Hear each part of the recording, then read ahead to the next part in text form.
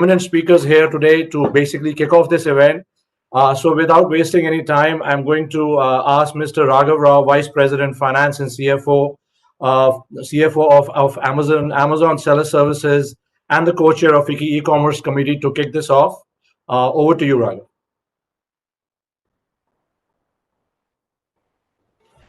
I assume you can. You guys hear me? You can hear you. Okay, now you're back on. Thank you. Okay, thanks. Good afternoon, everyone. Honorable Minister Som Prakash Ji, my colleagues from the industry, Mr. Sanjeev Mehta, Vice President FICCI and co-chair and chair for the MSME Committee, Mr. Arvind Mediratta, Chair FICCI Retail and Internal Trade Committee, Mr. Harjeet Balla, Co-Chair FICCI FMCG Committee, Mr. Dilip Chanoy, Secretary General FICCI, ladies and gentlemen, and members of the media who may be joining in. A very good afternoon to you all and a very warm welcome to FICCI Massmerize 2020 Reboot. First of all, I hope all of you and your families are keeping safe and observing all precautions. FICCI is, of course, Massmerize is, of course, a unique platform developed by FICCI to bring together three sectors that are actually very well intertwined with each other: FMCG, retail, and e-commerce. The synergistic relationship between them is pretty strong, and retail itself accounts for about $1 trillion and is therefore a very significant part of India's consumption basket and GDP so far. This is, of course, the 20th edition of Massmerize, and this happens to be the first virtual edition. This Massmerize edition for 2020 is very appropriately themed as Reboot. Since we met last year, the lives of customers and consumers around us, and hence the industry and stakeholders we represent, has been significantly impacted by the pandemic. The pandemic has put people and economies under immense pressure. It has pushed boundaries and realigned priorities for all of us. And at the same time, it has also brought indomitable human spirit to the fore. The economy has been particularly ravaged by the pandemic. The World Bank has estimated global growth shrinking by about 5.2% in 2020-21. India is no exception. The IMF has estimated a 10.3% contraction for the Indian economy this year. MSMEs in India might probably be the worst hit owing to their size business. And I must laud the government's effort in this regard to contain damage for both lives and livelihood. The government of India has moved with great alacrity and agility to contain the pandemic and is now making sustained efforts in the rebuilding process. The Prime Minister has appropriately set the vision for the country through Massmerize Bharat. This is therefore the context in which this year's Massmerize is now taking place. Every crisis, they say, is an opportunity. The COVID pandemic, evolving customer behavior, growing digitization, and Atmanirbhar Bharat are the four vectors that form a quadrangle within which this year's Massmerize is being held. It is within this framework that FMCG, retail, and e-commerce must seek to rebuild, revive, and reboot the economy. It is in times of crisis that a character of a country is forged, and this could very well be true about the industry. As the theme of this year's Massmerize indicates, this is the perfect opportunity for FMCG and the retail industry to rebuild, revive, and reboot itself. Why is this crisis an opportunity? What can FMCG, retail, and e-commerce do to rebuild, revive, and reboot India?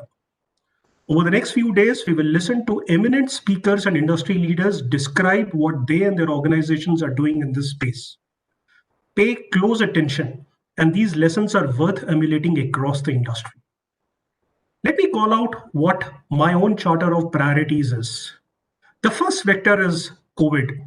Hopefully, we have passed the worst of the pandemic, and if the general population continues to take precautions, perhaps the peak is hopefully behind us.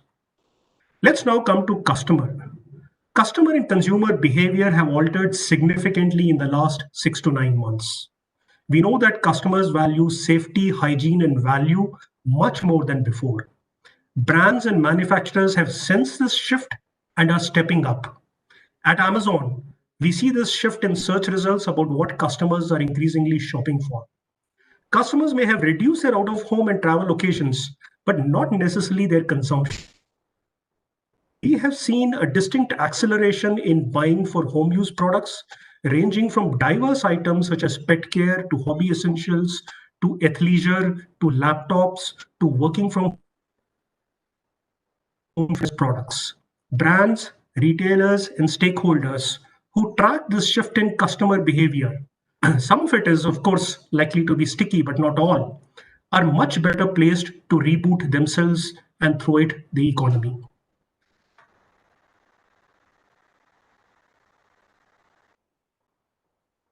You see it in all physical retail and businesses seeking an online presence. Consumers and customers are seeking to search, discover, place orders, seek product support, complain about what they have bought, and seek remedies online much more than before. The consumption journey for customers typically involves search and discovery, comparison, order placement, order fulfillment, post order support, and hopefully reorder. We see growing signs that consumers and ending offline and also starting offline and ending online. The omni-channel behavior of customers represents a fantastic opportunity for erstwhile physical retail and erstwhile online to coalesce and invent new forms of partnering to serve better the consumption needs of consumers as they seamlessly migrate between the physical world and the online world. Regulators and policymakers should take note of this intertwining, and the erstwhile distinction between online and offline is melting fast. The way forward for the Indian retail industry is therefore to shift from perhaps being purely bricks and clicks or purely being online to an intermix of channels and offerings. Partnerships between brick and mortar retail, both traditional and modern, and e-commerce companies are testament to this trend as witnessed during the government through the COVID pandemic. Collaboration between traditional and modern retailers is expected to provide consumers with a much better shopping experience while increasing revenue share for both of these channels. Atmanirbhar Bharat is, of course, a clarion call for localization. This is localization of design, sourcing, and manufacturing. This is the journey that our industry has started and will well shape future opportunity for all of us in the world, and not just India, as everyone reconfigures supply chain. MSMEs form the backbone of our economy, accounting for 30% of the GDP and 40% of exports. This is also the segment that the country depends on to promote inclusive growth and ensure sustained job creation. This is also the segment that is most hit by the pandemic and conversely will play the most important role when the economy recovers. MSMEs need credit, working capital, access to customers, and lower costs of transactions. When combined with the opportunity for digitization and the opportunity to craft an online presence, this could very well be the direction in which MSMEs will evolve to come out stronger through this particular crisis. Recognizing this, Amazon has launched a special program called Local Shops on Amazon earlier this year. This aims at bringing a great number of offline stores online, and we are seeing huge success. By partnering with e-commerce marketplaces, MSMEs have seen multiple benefits of increase in revenue and reduction in costs. These gains continue to be spread throughout rural India, with smaller towns now seeing an increasing share. E-commerce driven exports is another very important and huge area of potential in realizing the dream of Atmanirbhar Bharat. Young Indian brands offering innovative and traditional products, handicraft aggregators, all have access now to sell their products in international geographies via e-commerce and other channels. Recognizing this potential, Amazon has launched global selling, which helps to connect Indian businesses with global markets all around the world. We have achieved a cumulative export of 2 billion through April 2020. We have pledged to enable US 10 billion of cumulative e-commerce exports by 2025. Currently, 70,000 Indian sellers have access to 15 international marketplaces to export and serve millions of customers worldwide. We are not happy. We think the count can actually be in hundreds, if not in millions, hundreds of thousands, if not millions of sellers who sell for exports.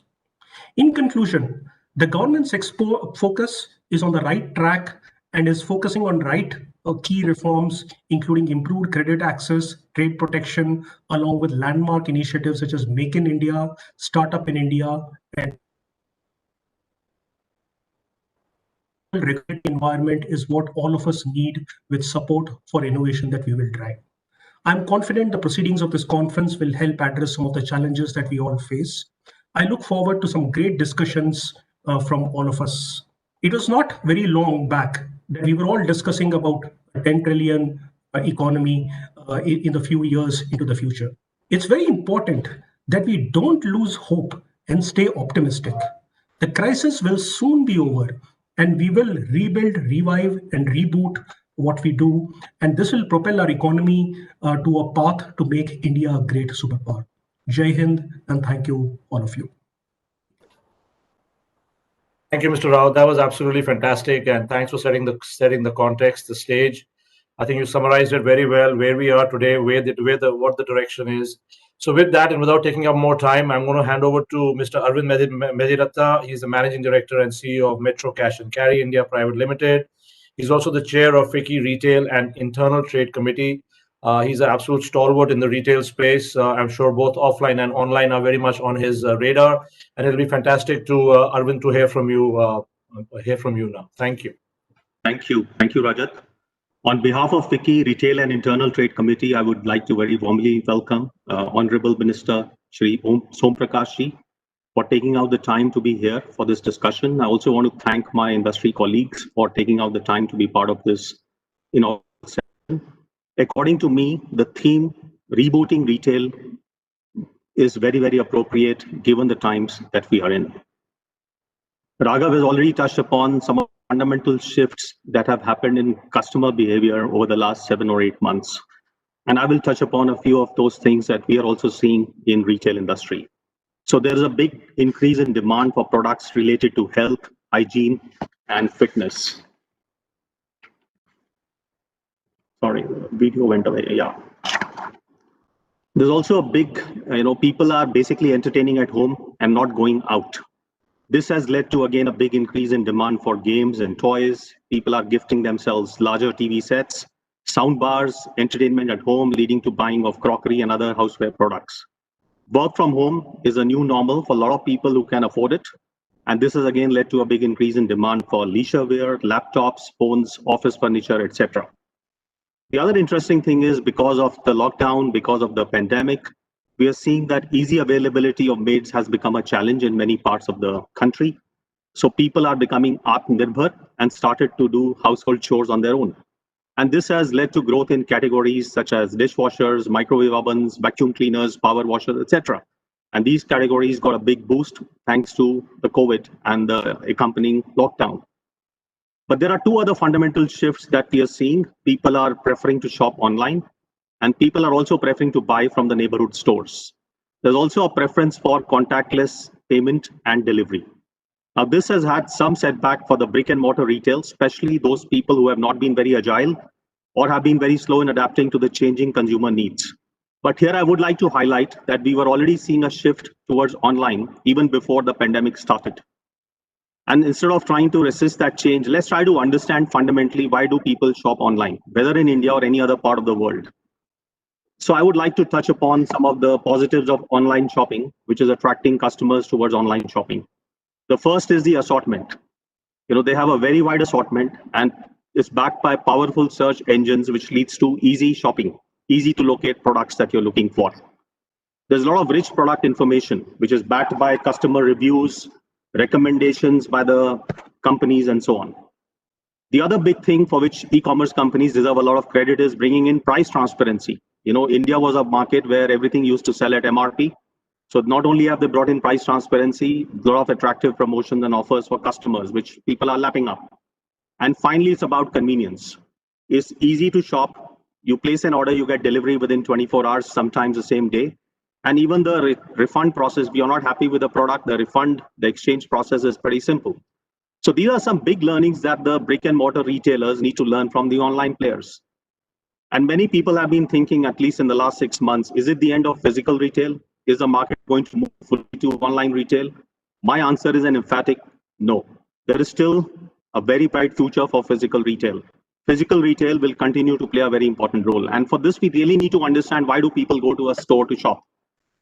The first thing is, in a physical store, you can cater to all your five senses. You can physically see the product versus looking at a photograph of the product. You can touch and feel the product. If it is a TV system or a music system, you can hear the sound quality. You can smell the product if you're buying fragrances. You can taste it if it is a food item. So physical retail allows you to cater to your senses, which is a very important thing. The second thing is about, for many people in this country and many people across the world, shopping is an event. It's a pleasurable event that they look forward to.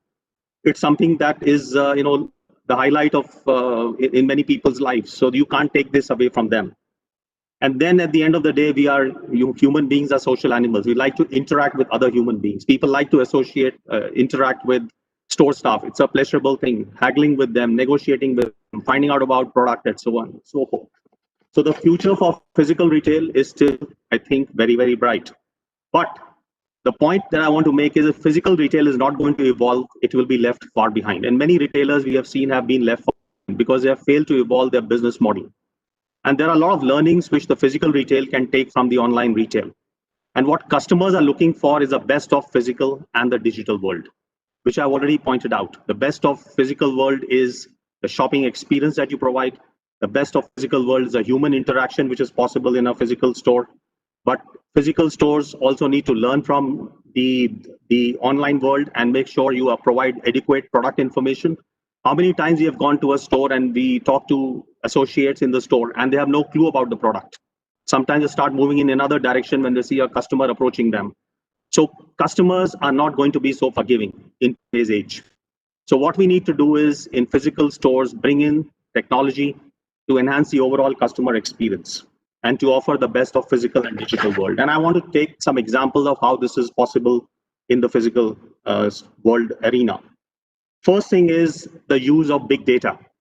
If you actually use a big data, you can get the complete information about your customer. What are their purchase habits? What has been their buying behavior? What are their lifestyle? What kind of lifestyle do they lead? What are their interests and preferences? What kind of media they are on, both social media as well as the physical media? Demographics. And then you can offer them customized promotions, customized prices, and even customized product solutions. That's something that the brick and mortar world needs to learn from the online world. The second thing is, it's again, we see it at the airports all around us. Why not have physical kiosk, interactive kiosk installed in all the stores where people can browse through the kiosk and get all the product information that they possibly need? This is again an area where a lot of retailers have been slow to adapt technology. I know a lot of retailers who spend a lot of time agonizing over the lighting, the light fixtures, the fixtures that you will have to display apparel or fresh products, the layout of the store, but not enough time is spent talking about technology. How can you bring technology into the physical world to enhance the overall shopping experience? The other example of this is using augmented and virtual reality to provide an immersive shopping experience. Imagine you are going to a store to buy furniture and you are not sure how the furniture will look in your living room or your bedroom. You use virtual reality and you get to know how it fits in with the overall home decor, whether it will be a good choice for your apartment or not. So these are areas where the physical retailers have to be more proactive in terms of adoption of technology. The other big pain point is the checkouts. You know, how many times you have gone to physical stores and seen that there are long queues at the checkouts? You spend 2 hours shopping and spend 1 hour in the checkout queue. So why can't we use simple technologies like scan and go, self-checkouts to eliminate the checkout lines, or click and collect, where people can place an order online and then pick it up from the store? So there is a huge opportunity to embrace technology in the physical world. Because as I said earlier, the customers are looking for the best of physical and the digital world and are going to reward those retailers who are at the forefront of this exercise. Now, I want to end by sharing with you an example from Metro. About 6 or 7 months ago, we were a pure brick and mortar player. 7 months ago, we launched the e-commerce platform for our Kirana customers, which are our bread and butter customers. This has been a big success for us. And in this, we have tried to take on board the learnings from the online world. We have a very, very good assortment. Sometimes more than what is available in the physical store. We have brought in the power of price transparency. So we have a tier pricing system, and we have become the go-to platform if people, Kirana shop owners, want to check what is our pricing, what's the right prices in food and grocery, right? We've also made sure that people are looking for fulfillment. I talked about the convenience aspect. So a lot of times people place an order in the morning and the order is delivered in the evening. The delivery rates are extremely competitive, and we have a whole bouquet of payment and delivery solutions. And refund process is even more important in the B2B context compared to the B2C space. And people place huge orders, and sometimes there are variations in prices. So you need to make sure you have a very, very convenient refund process. We have done all that, and what we have seen on a very big base, there has been almost a 30% plus growth in our Kirana sales. And other interesting thing is we had this big debate before we went in for this platform. What will happen to the stores? Will people stop coming to the stores?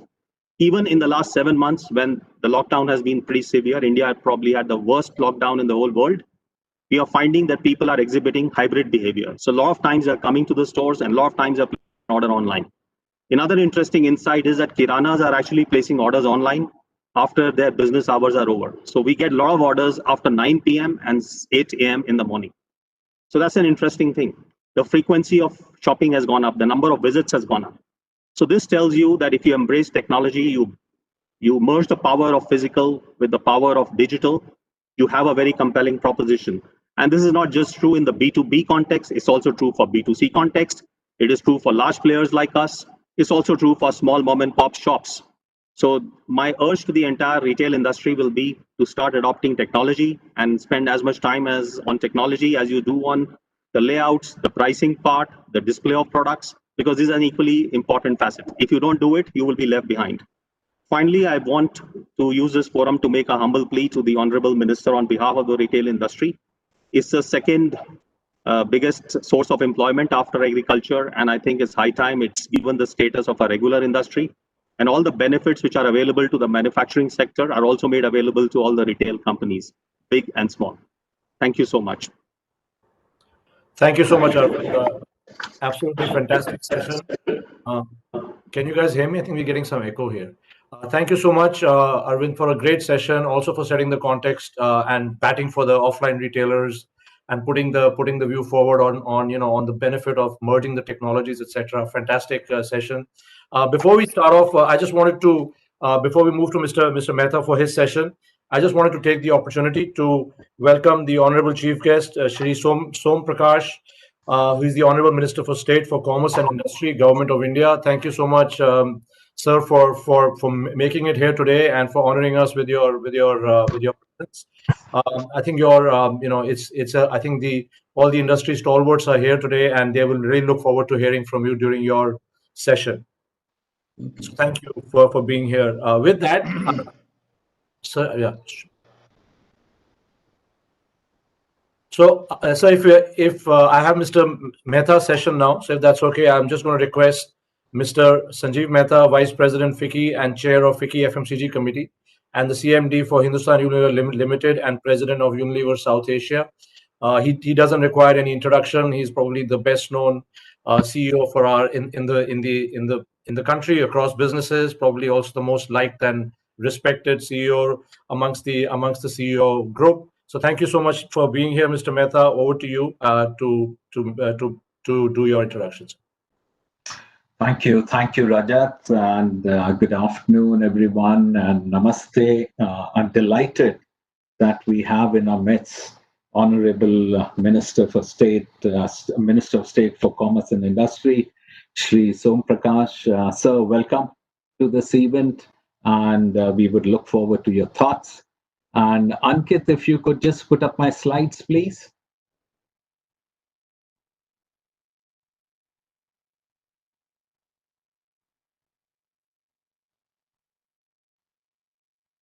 Just doing that. Is it on?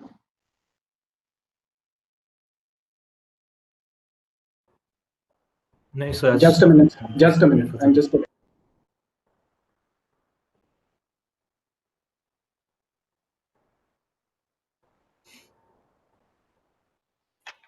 This is the joys of virtual meetings. We will always have these little gaps.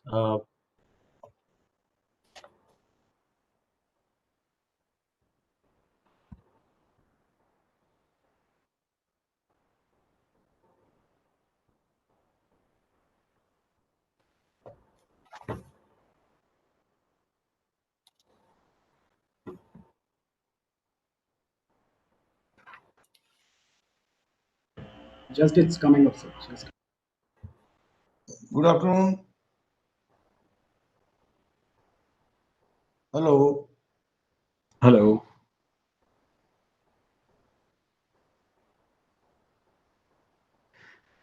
All right. Thank you, Ankit. Yes, please. Yeah, it's just, can you move to the next slide, please? You know, it is often asked whether is COVID-19 a black swan event. In reality, I believe it's not a black swan event. It is the first in a series of what New York Times Tom Friedman rightly refers to as a herd of stampeding black elephants, multiple predictable and economically catastrophic events. These are events which we know are coming, but as a society, we have been in denial. It was Professor Cunningham of the Zoological Society of London who had advised that the emergence and spread of COVID-19 was not only predictable, it was predicted. It was a 2007 study which had concluded that the presence of a large reservoir of SARS-CoV-like viruses in horseshoe bats, together with the culture of eating exotic mammals in southern China, is a time bomb. The UN Environment Chief Inger Anderson had warned never before have so many opportunities existed for pathogens to pass from wild and domestic animals to people, and had explained that 75% of all emerging infectious diseases come from wildlife.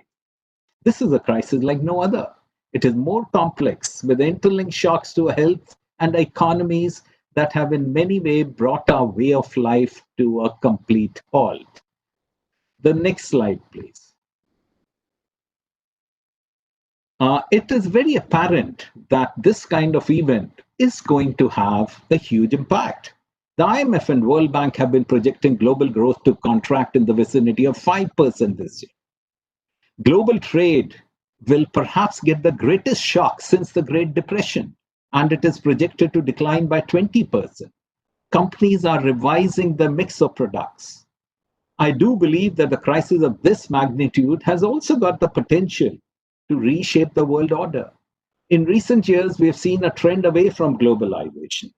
Global and regional partnerships are being put to test. Multilateral organizations like WHO are being marginalized. Of course, this is also having a serious impact on consumer behavior. There are certain trends which are becoming very discernible. COVID cocooning, e-everything, clean living, the fetish for cleanliness, contactless culture, health and well-being, value seeking. These are very clearly behaviors which I believe are there to stay even after the crisis is gone. The next slide, please. The theme for this conference today, which from FICCI, Massmerize Reboot, is so pertinent. It is all about looking at realigning our business priorities. It is about enhancing the consumer experience. It is about building capabilities. It is about seamless experience across channels. It is about becoming more effective and efficient, and it is about thriving despite the crisis. And to all this, it has to be underpinned by resilience, agility, adaptability, and leadership. The next chart. From a business perspective, at HUL, when the COVID happened, we aligned our priorities across these 5 areas. First and foremost was the safety of our people. That goes absolutely without saying that at the end of the day, you look after your people and people will look after your business. Second, of course, has been to keep a pulse on the changing consumer behavior. Third has been to ensure that the supply lines keep running, and especially the essential products, which are most required to combat the virus till the vaccine is developed, reaches the furthermost corners of our country. The other has been, as being part of the society, each one of us has got a role to play to help the country and the community. Last but not the least, one has to look at it from a perspective of cash and cost. One has to look at it from a perspective of creating optionalities by converting as much fixed cost as you have to variable so that you have much more flexibility to carry on your business. The next slide, please.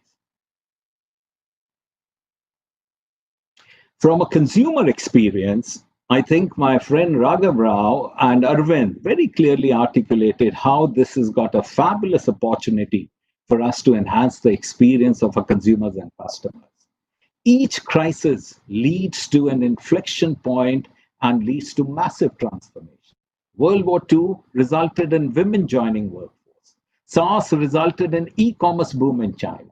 9/11 completely changed the paradigm of aviation security.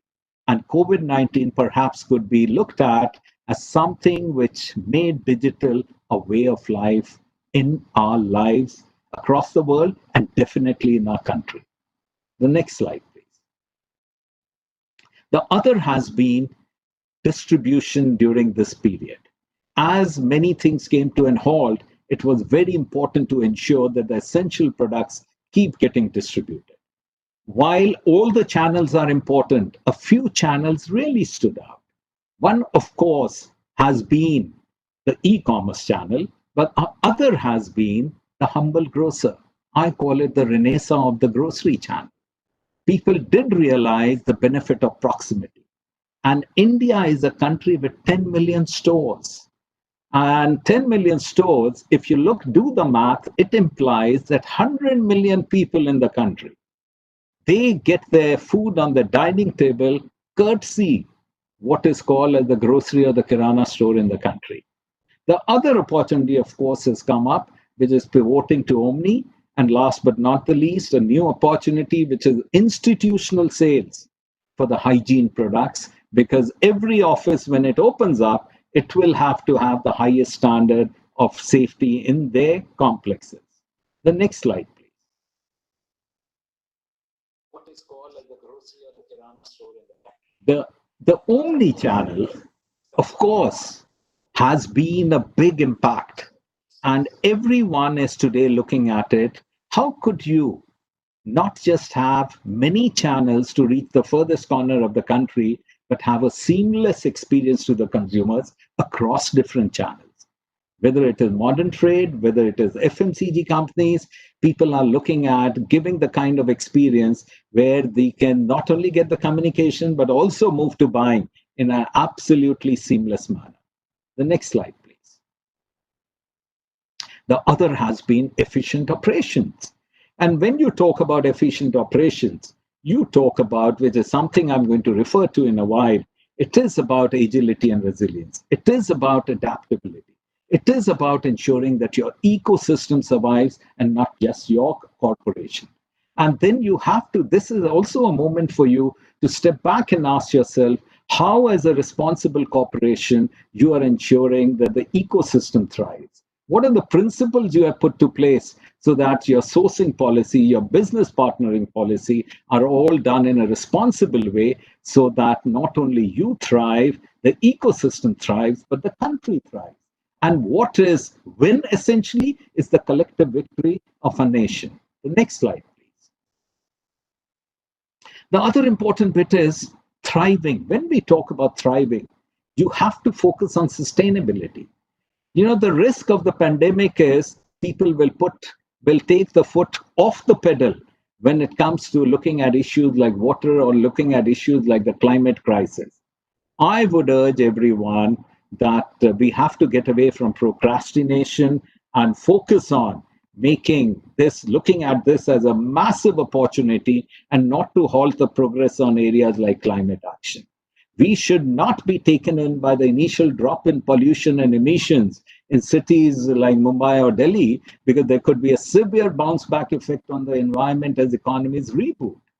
So we should get away from half measures. We should work together to flatten the climate curve. We should take concrete steps to better manage the water resources, and very importantly, keep plastic out of the environment.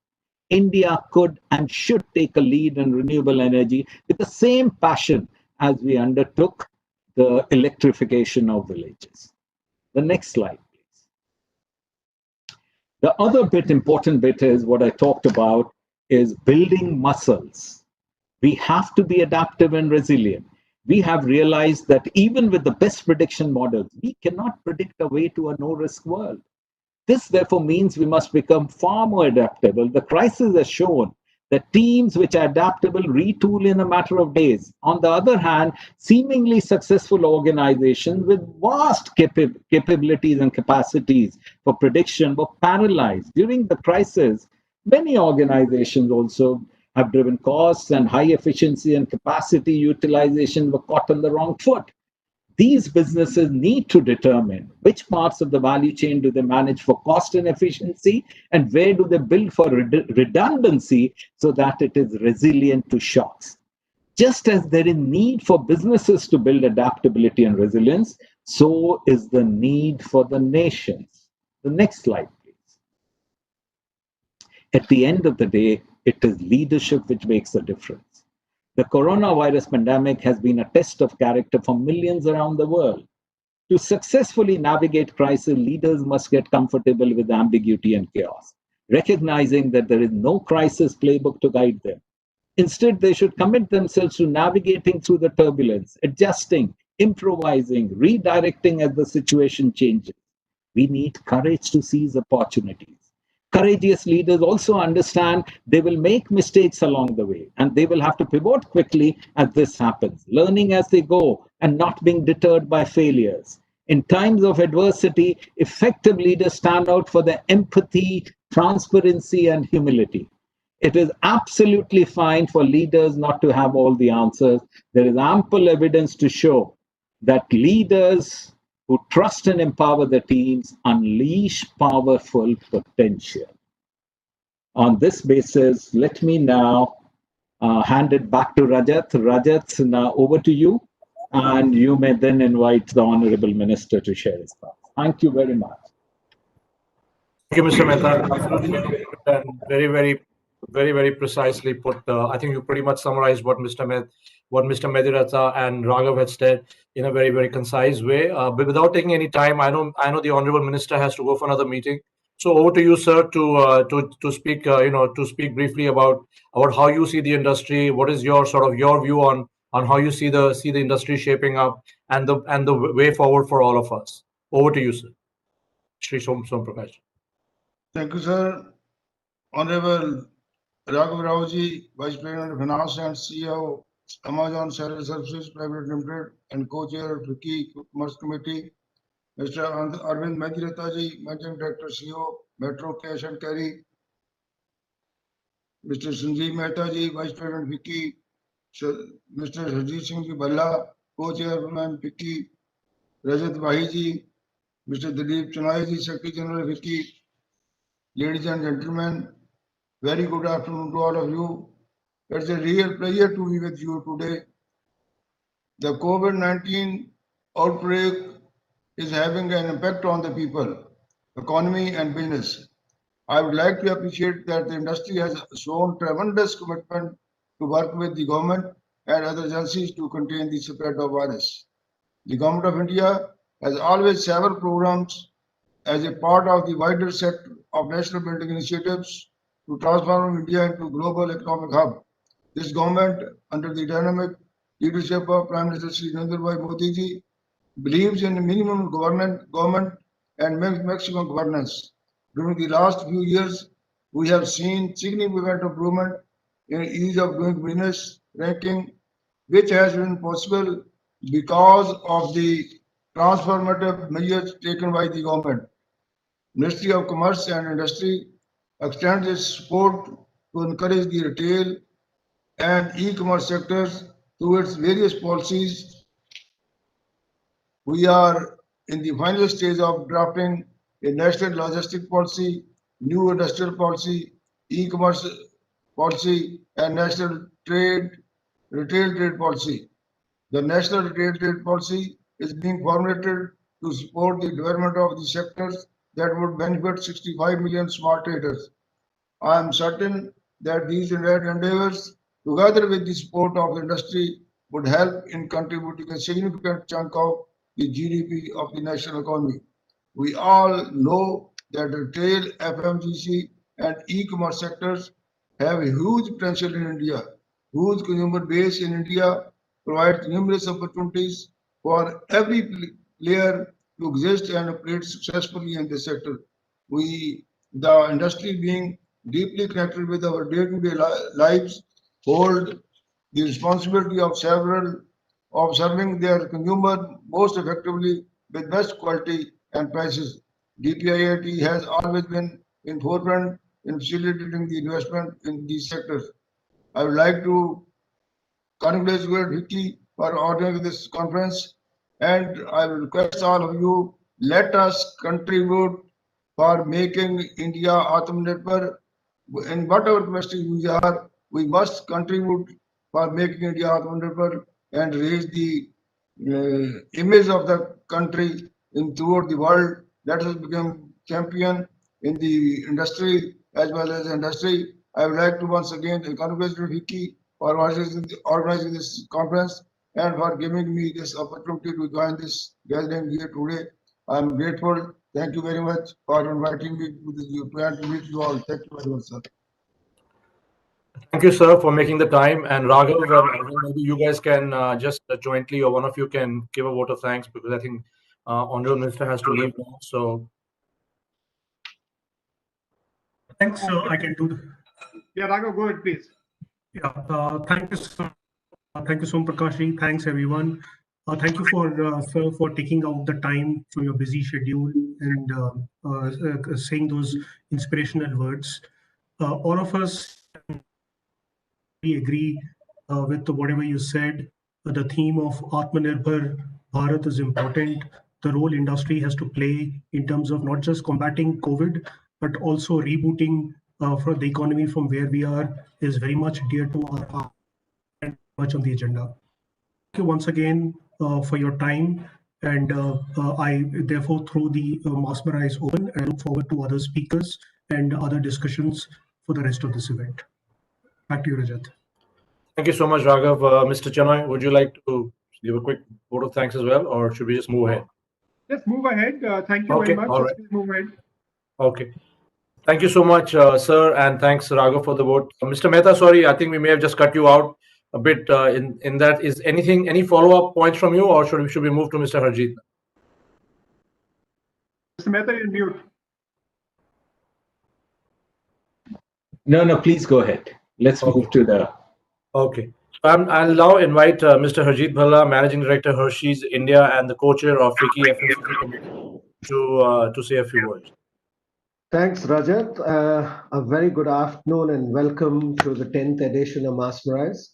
I'm truly honored to be a part of this session with the Honorable Minister of State for Commerce and Industry, Government of India, Shri Som Prakash ji, and senior stalwarts of the industry, Mr. Sanjeev Mehta, Mr. Arvind Mediratta, Mr. Raghav Rao, Mr. Rajat Wahi, and Secretary General FICCI, Mr. Dilip Chinoy.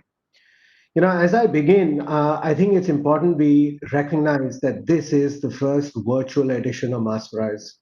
Over the years, this event has been a platform for insightful discussions and something which I've personally always looked forward to. This year, we find ourselves restricted by a global crisis. However, I'm thrilled that we actually have a brilliant lineup of speakers for the next 3 days, which will ensure that the magic of Massmerize continues, even if we are confined to our homes. With our professional and personal lives going through an upheaval in these uncertain times, there is no better time than now to hit Control, Alt, and Delete on 2020. In keeping with this idea, we came up with the theme for Massmerize as Reboot. Though this year has been one of unprecedented challenges, it's leaving us with an immense amount of learning. We are ideating, creating, and launching products through virtual calls, which was only a figment of one's imagination at a point. Masks are now as commonplace as wearing a shirt. Queuing has finally become the norm in the country, be it when going to shops or even getting into a lift. Words such as social distancing, comorbidities, new normal have become a part of our daily lives. While all this was unknown territory for us a few months ago, it is really interesting to witness how we've evolved so quickly to adapt to these changes. And it has been the same for our larger industry as well.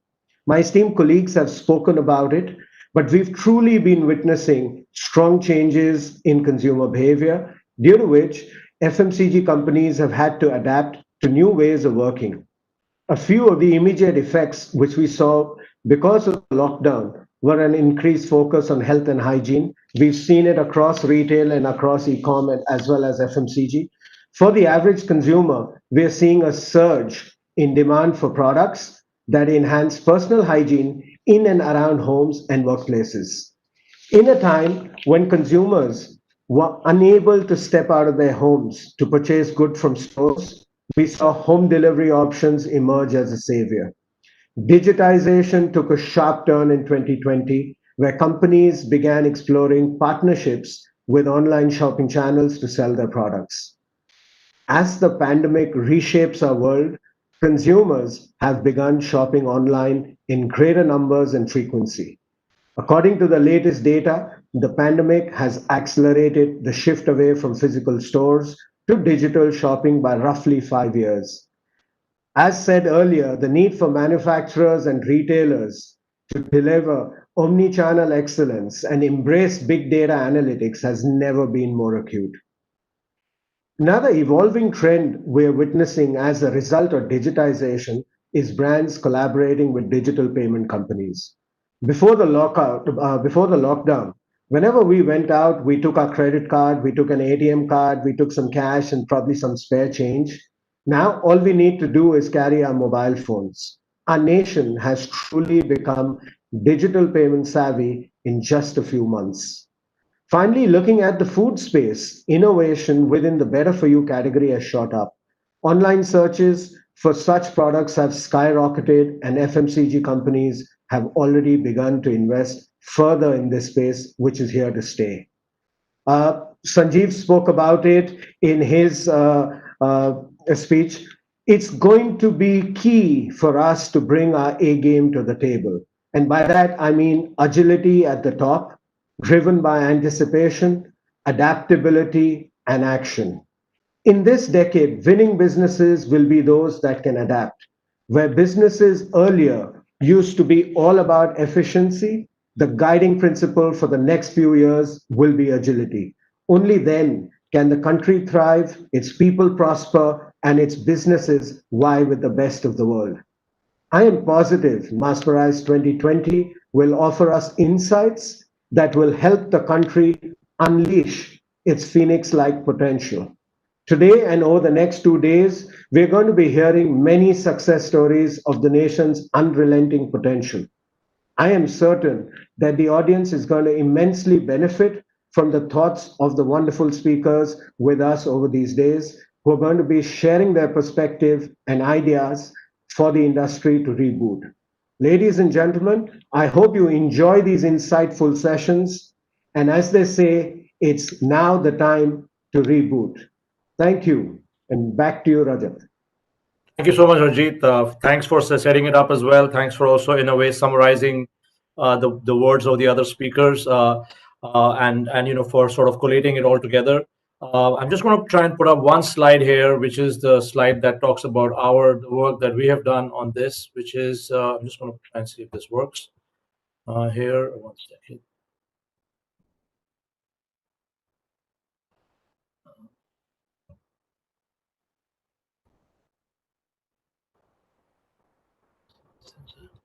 I think from my side, Harjeet, just following on from that, and for setting it up, the report we have launched for Massmerize this year, and the one that we have developed, which we will jointly develop along with FICCI, is called Reboot. It's Reboot for FMCG, retail, and e-commerce. I think the words already come up a few times today.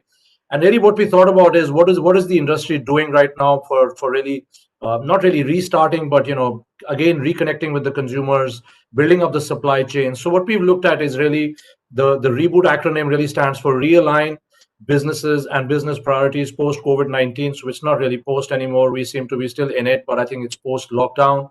Also, the second part is enhance consumer and shopper experience. I think Raghav and others mentioned a lot about this point that while shoppers will not only shop online or offline, the main priority is going to be to enhance the shopper experience by using new technologies, by trying to understand them better, and by putting them in the center of the universe. The third is building distribution post the lockdowns, because one thing we are seeing is that distribution models have got disrupted, new formats have emerged, new channels have emerged, lots of collaborations are emerging, things which were unheard of a few years ago. We are seeing a lot more collaboration across various sectors and hopefully between competing businesses as well. So I think that's going to be a game changer here, which is really rebuilding the operating and distribution model. The fourth point is the omni-channel presence. Again, both Raghav and Arvind and Mr. Mehta and you also mentioned it, Harjeet, in terms of building an omnipresence. Today, the shopper, it does not matter where the shopper shops the category, wherever he or she is there, we need to make product available to them in the same experience, whether it's offline or online. So the omnipresence is becoming very, very critical. I think the lockdowns have driven this home. It was always there. We've already talking about it for the last 5 years, but the lockdowns have really forced the pace on that. The fifth point really is around the operating more efficiently. Again, a lot of the speakers, a lot of the CEOs have mentioned that already, is that while we have to operate, but we've had to operate under extreme constraints, demand planning, forecasting, etc., has been very, very difficult. So operating more efficiently has become a buzzword. Manufacturing 4.0, digital procurement, all the other stuff that's really to drive margins and to at the same time make the product available as and when the customer needs it. And the last part is around thriving, putting all these pieces together and thriving based on focusing on sustainability. Mr. Mehta talked about in his presentation the piece around plastic recycling, and ensuring that all the packaging is being recycled, that we are not damaging the environment so as to avoid future pandemics. So this is what it is. We are going to launch the report today. Thank you everybody for your support, for the FICCI team, the Deloitte team, Mr. Harjeet and Zaved and everybody else who contributed. Thank you so much for all the support on that. And with that, I'm going to now ask, sorry, excuse me. So I'm going to ask Mr. Chanoy to, sorry, go ahead. Thanks, Rajat. Thank you, Rajat. Thank you for presenting that. So I really want to thank first Mr. Sanjeev Mehta, Vice President FICCI and Chair of the FICCI FMCG Committee, and the CMD of Hindustan Unilever and President Unilever South Asia for his leadership and his guidance and his superb address today. Thank you for enabling Massmerize to happen in the time of as Harjeet said, in a virtual, the first virtual one that he is attending. I'd also like to thank Mr. Arun Medhinata, Managing Director and CEO of Metro Cash and Carry, and the chair of the FICCI Retail Internal Trade Committee for his presence and his leadership and his guidance of this whole framing of Massmerize 2020. And to Mr. Harjeet Singh, Managing Director, Hershey India, and co-chair FICCI FMCG Committee, a big thank you. And your 5 A's are very interesting, and they apply to any organization, including, if I may say, an organization like FICCI. To Raghav Rao, Vice President Finance and CFO, Amazon Seller Services Private Limited and co-chair of the FICCI E-Commerce Committee, thank you. And this is a very interesting example where 3 committees in FICCI get together and organize it. So it's a great collaborative effort. So thank you, each one of that. Thanks to all the other speakers who are coming in, and thanks Rajat for doing the reboot thing, realign, enhance, build, omni, operate, and thrive report that you've done. I'm sure all the participants will benefit from it. To all the speakers, to all the sponsors and partners who are helping us, thank you very much. FICCI is also an organization, so your support to us in this really, really difficult times is very helpful, and thank you very much for that. I think the next session will begin at 1500 hours. There is the CEO panel, FMCG stimulating demand in the market, reviving the economy. So thank you, and we look forward to all of the attendees and all of us joining the next session at 3 p.m. Thank you, Mr. Chanoy, and I think we can wrap up the session. Thank you. Thank you, everyone. Thank you, everyone. Thank you, Sanjeev. Bye-bye. Thanks. Take care. Bye, everyone.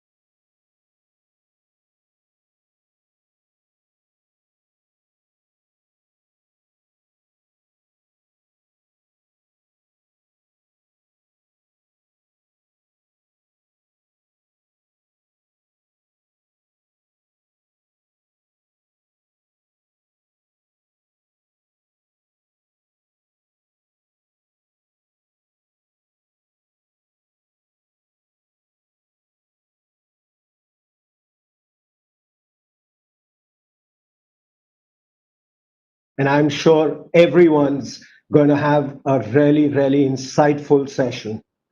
Uh, we're looking at 30 minutes where we'll be seeking to take some inputs from both of you as leaders of the industry on a topic that is really relevant to us in these times, stimulating demand in the market by FMCG organizations towards reviving the economy. Now, we're clear FMCG has played a very important role for consumers during and after the lockdown, as we saw our consumers prioritizing essentials over mostly everything. During this time, we've seen a sea change in many, many facets of how we've been operating our business and how we're looking to cater to demand. So starting off and without really wasting any more time, Sanjeev, my question to you. In a post-lockdown era, what are some of the facets that you believe FMCG companies need to bear in mind while generating and catering to demand from consumers? You're on mute. Thank you, Harjeet. Good afternoon, everyone. Good afternoon, everyone who is viewing this session. And good afternoon to my good friend Madhu. So delighted to be with you on this panel. Yeah, you're talking about generating demand, Harjeet. And when we're talking about generating demand, there are certain fundamentals of FMCG which would always be true, whatever be the situation. First and foremost is we have to assess the consumer's needs or the consumer's unmet needs at times. And that really boils down to assessing the behavior of people. And there was a period during lockdown when, of course, there was an element of loading that happened. There was an element of panic which happened. And of course, there was a tilt, massive tilt towards certain products, which were linked to health, which were linked to hygiene, which were linked to home consumption. And that happened. I think now the important bit for us is to understand what are the behaviors which will transcend the immediate panic, but will continue into the period till a vaccine is developed. And there would be some behaviors which would continue even after a vaccine is developed. Let me give you an instance. As a soap maker, we spent a lot of money every year in trying to inculcate the behavior of using soap and water at the right time, several times during the day. And I think one of the things which the world has conspired is to ensure that we don't have to do that kind of market development activity anymore because people are so much conscious about hygiene, about cleaning your hands until until a vaccine is developed. Your best defense of fighting off virus is washing your hands with soap and water whenever you touch surfaces or whenever you risk contamination. So one is assessing behavior. That's so important. Yeah. And you need to keep your pulse on the consumer's changing behavior. And today, technology allows you to do even when you're not moving out of your homes. Whether it is rural India, whether it's urban India, whatever be the LSM profile of the consumer, you can keep a very good pulse on what's happening. The second important bit I would say is because, as consumer goods company, you communicate with your consumer. Yeah, you tell them that why a product is superior, why they need to buy, what are the occasions when they could use, but you need to do it with huge amount of empathy and compassion. Yeah, this is not a period where you want to be aggressive because I think the consumers would not tolerate that. This is a time when you need to put your arms around the consumers. This is a time when you need to tell the consumers, I understand you. I'm going to put myself in your shoes and look at it from your lens. And many things comes to the fore. If you look at the behavior, what's happening in urban India, people are going in for large packs. Whereas if you look at rural India, people are going in for smaller packs, of course, because they're worried about the outlay, but more frequent purchases. Yeah, so even when it comes to buying or shopping behavior, that is undergoing a certain shift. So we need to be cognizant of that. And I would say the third most important bit is ensuring that supplies are there at arm's reach of desire. Yeah, whether it is your e-commerce channel, whether it is your humble grocer, whether it is a pivoted omni-channel or modern trade store, whatever be the channels that are most applicable for your products, I think you have to ensure that you are there at arm's reach of desire. Otherwise, the shopper or a consumer won't wait for you. They would move on and they would go on to some other brand. So those would be the things, but they are fundamental to FMCG. Not very different, but the nuances are a bit different during this period.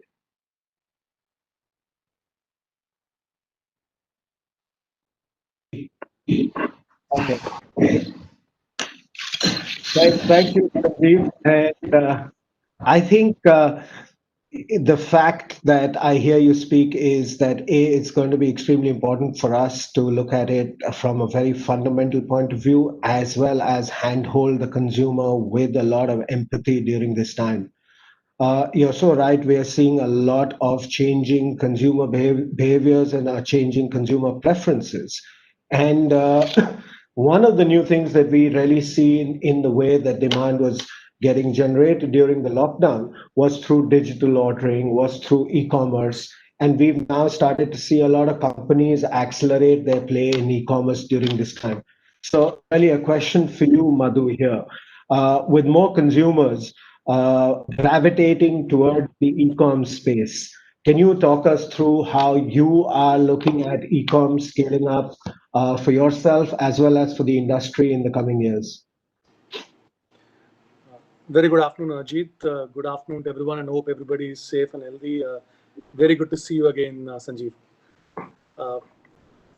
On online and e-commerce, we're seeing a huge trajectory change on the grocery part of online retailing, as all of us know, right? So, and a lot of folks predict that this accelerated trajectory is here to stay. And as we look at what FMCG companies need to do to serve consumers effectively on online, we look at it through the lens of what we call as fit for use and fit for win. Fit for use is how do you get your foundations right on online. It starts with portfolio. It goes into having the right packaging which withstands the last mile delivery. It goes into having the right pack shot so that consumers are able to understand what they are buying. It's all about handling changes in the product and conversions in the product, which work very differently on online versus offline. So there's this whole suite of tools one needs to have to play effectively to win at the foundational level. But then there is the fit for winning. And fit for winning is really leveraging the unique capabilities that online offers that help us connect better with consumers, right? One-to-one personalized communication, two-way engagement, which rating and reviews to some extent facilitate, and there are other tools that help you do that better. How do you take this as a way to build trust with brands where a new mom who's looking to buy the right size of diaper is also looking at pertinent information for a child's health? And how do we use online as a way to build this trusting relationship with the consumers as well? So having a combination of both, the fit for use is almost the ticket to play, but the fit for win is what I think will help brands differentiate themselves to serve consumers better in online.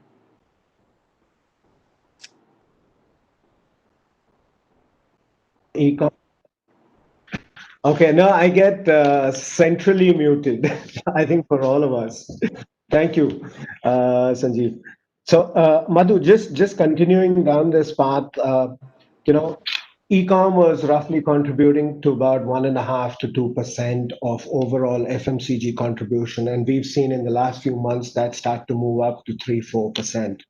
Do you see how do you see this ramping up? Do you see us getting closer to the 10% of modern trade in the next few years? Do you see it becoming a larger play between general trade and e-com? as the key in terms of how the landscape's going to evolve? I think it's fair to say that the trajectory is going to continue to increase, right? Now, what is unknown is we are on a very different slope of growth in the last 4-5 months on the grocery part of online. Whether that accelerated slope will continue or not is a matter of conjecture, but I think one can say with a fair degree of confidence that the salience will grow. Having said that, I think, and Sanjeev will know this better than me, I think our global experience working across online shows that this is not going to happen automatically, right? So there is going to be work that needs to be done, both on the part of the online retailers and on the part of brands. If you want to keep this trajectory growing at this slope, and also in a way that grows category. It's not a question of just cannibalizing the pie, but how does online really unlock a way for brands to unlock category growth much more than before? I think those are the two areas that retailers and brands need to think about. Sure, and thanks, Madhu. Sanjeev, do you think just taking this question on, just to hear from you as well, do you think omni-channel really as modern trade would be the future? And on scale up?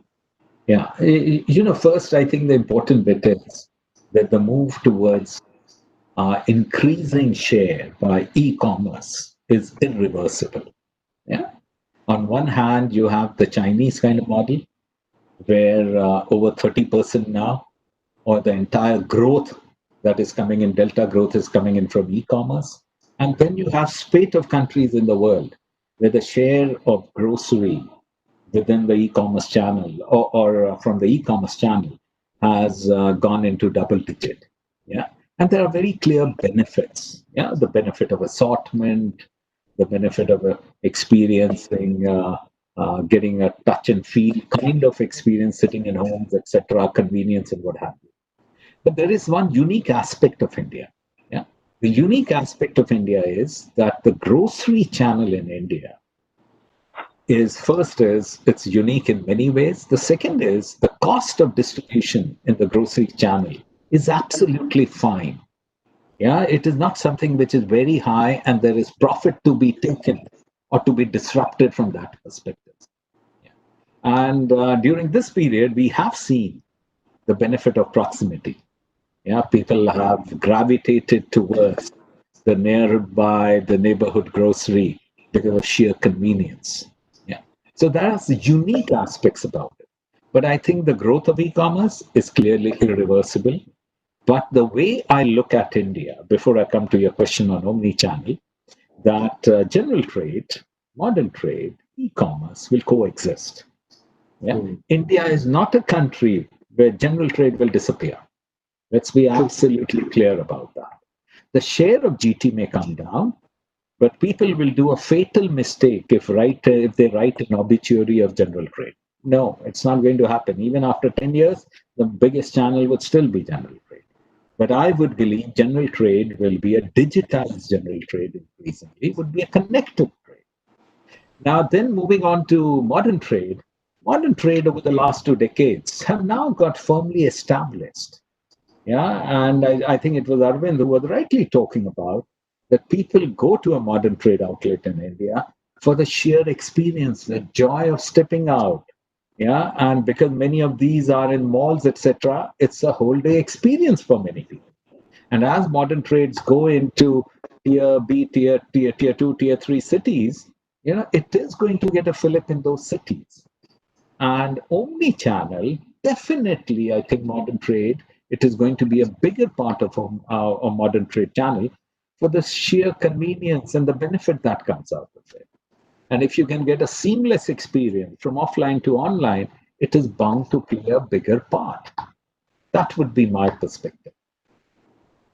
Absolutely. And very, very clearly agree with you. General trade is going to stay and it's not going anywhere. And if we actually look back at it, There is a lot of e-com type behavior that we've anyways experienced with general trade over the years, given the fact that you can make a phone call and they'll come in and they'll deliver stock to you. And even during the peak of the lockdown, it was really the general trade guys, due to the proximity that you've spoken about, were the ones who were your saviors, so to speak. Okay, moving on, we spoke about e-com, and I'm just taking this towards the other end of the diamond. And Sanjeev, you've recently spoken about the fact that as markets open up, we are hearing a lot about people migrating back to the smaller towns, which you've picked up as heralding a surge of demand from small town India. Do you think that this demand is here to stay, and what implications do you believe that this would throw up for FMCG companies? Would they need to tweak their model in how they deal with it? What's your point of view? I believe, Harjeet, you're talking about urban-rural kind of split rather than a small town, right? Now, Yes. if we look at India, your per capita consumption of FMCG products all put together is about $40 per capita. Yeah. And then when you slice it by rural India, you're talking about less than half rural India consumption. And so the runway to grow for rural India is massive. But for that to happen, you need to have more money in the hands of more people. As simple as that for FMCG, right? And if we look at what happened pre-COVID, the growth of FMCG in rural India had really come down. It had virtually kind of disappeared. So there was very clear, visible stress in rural India.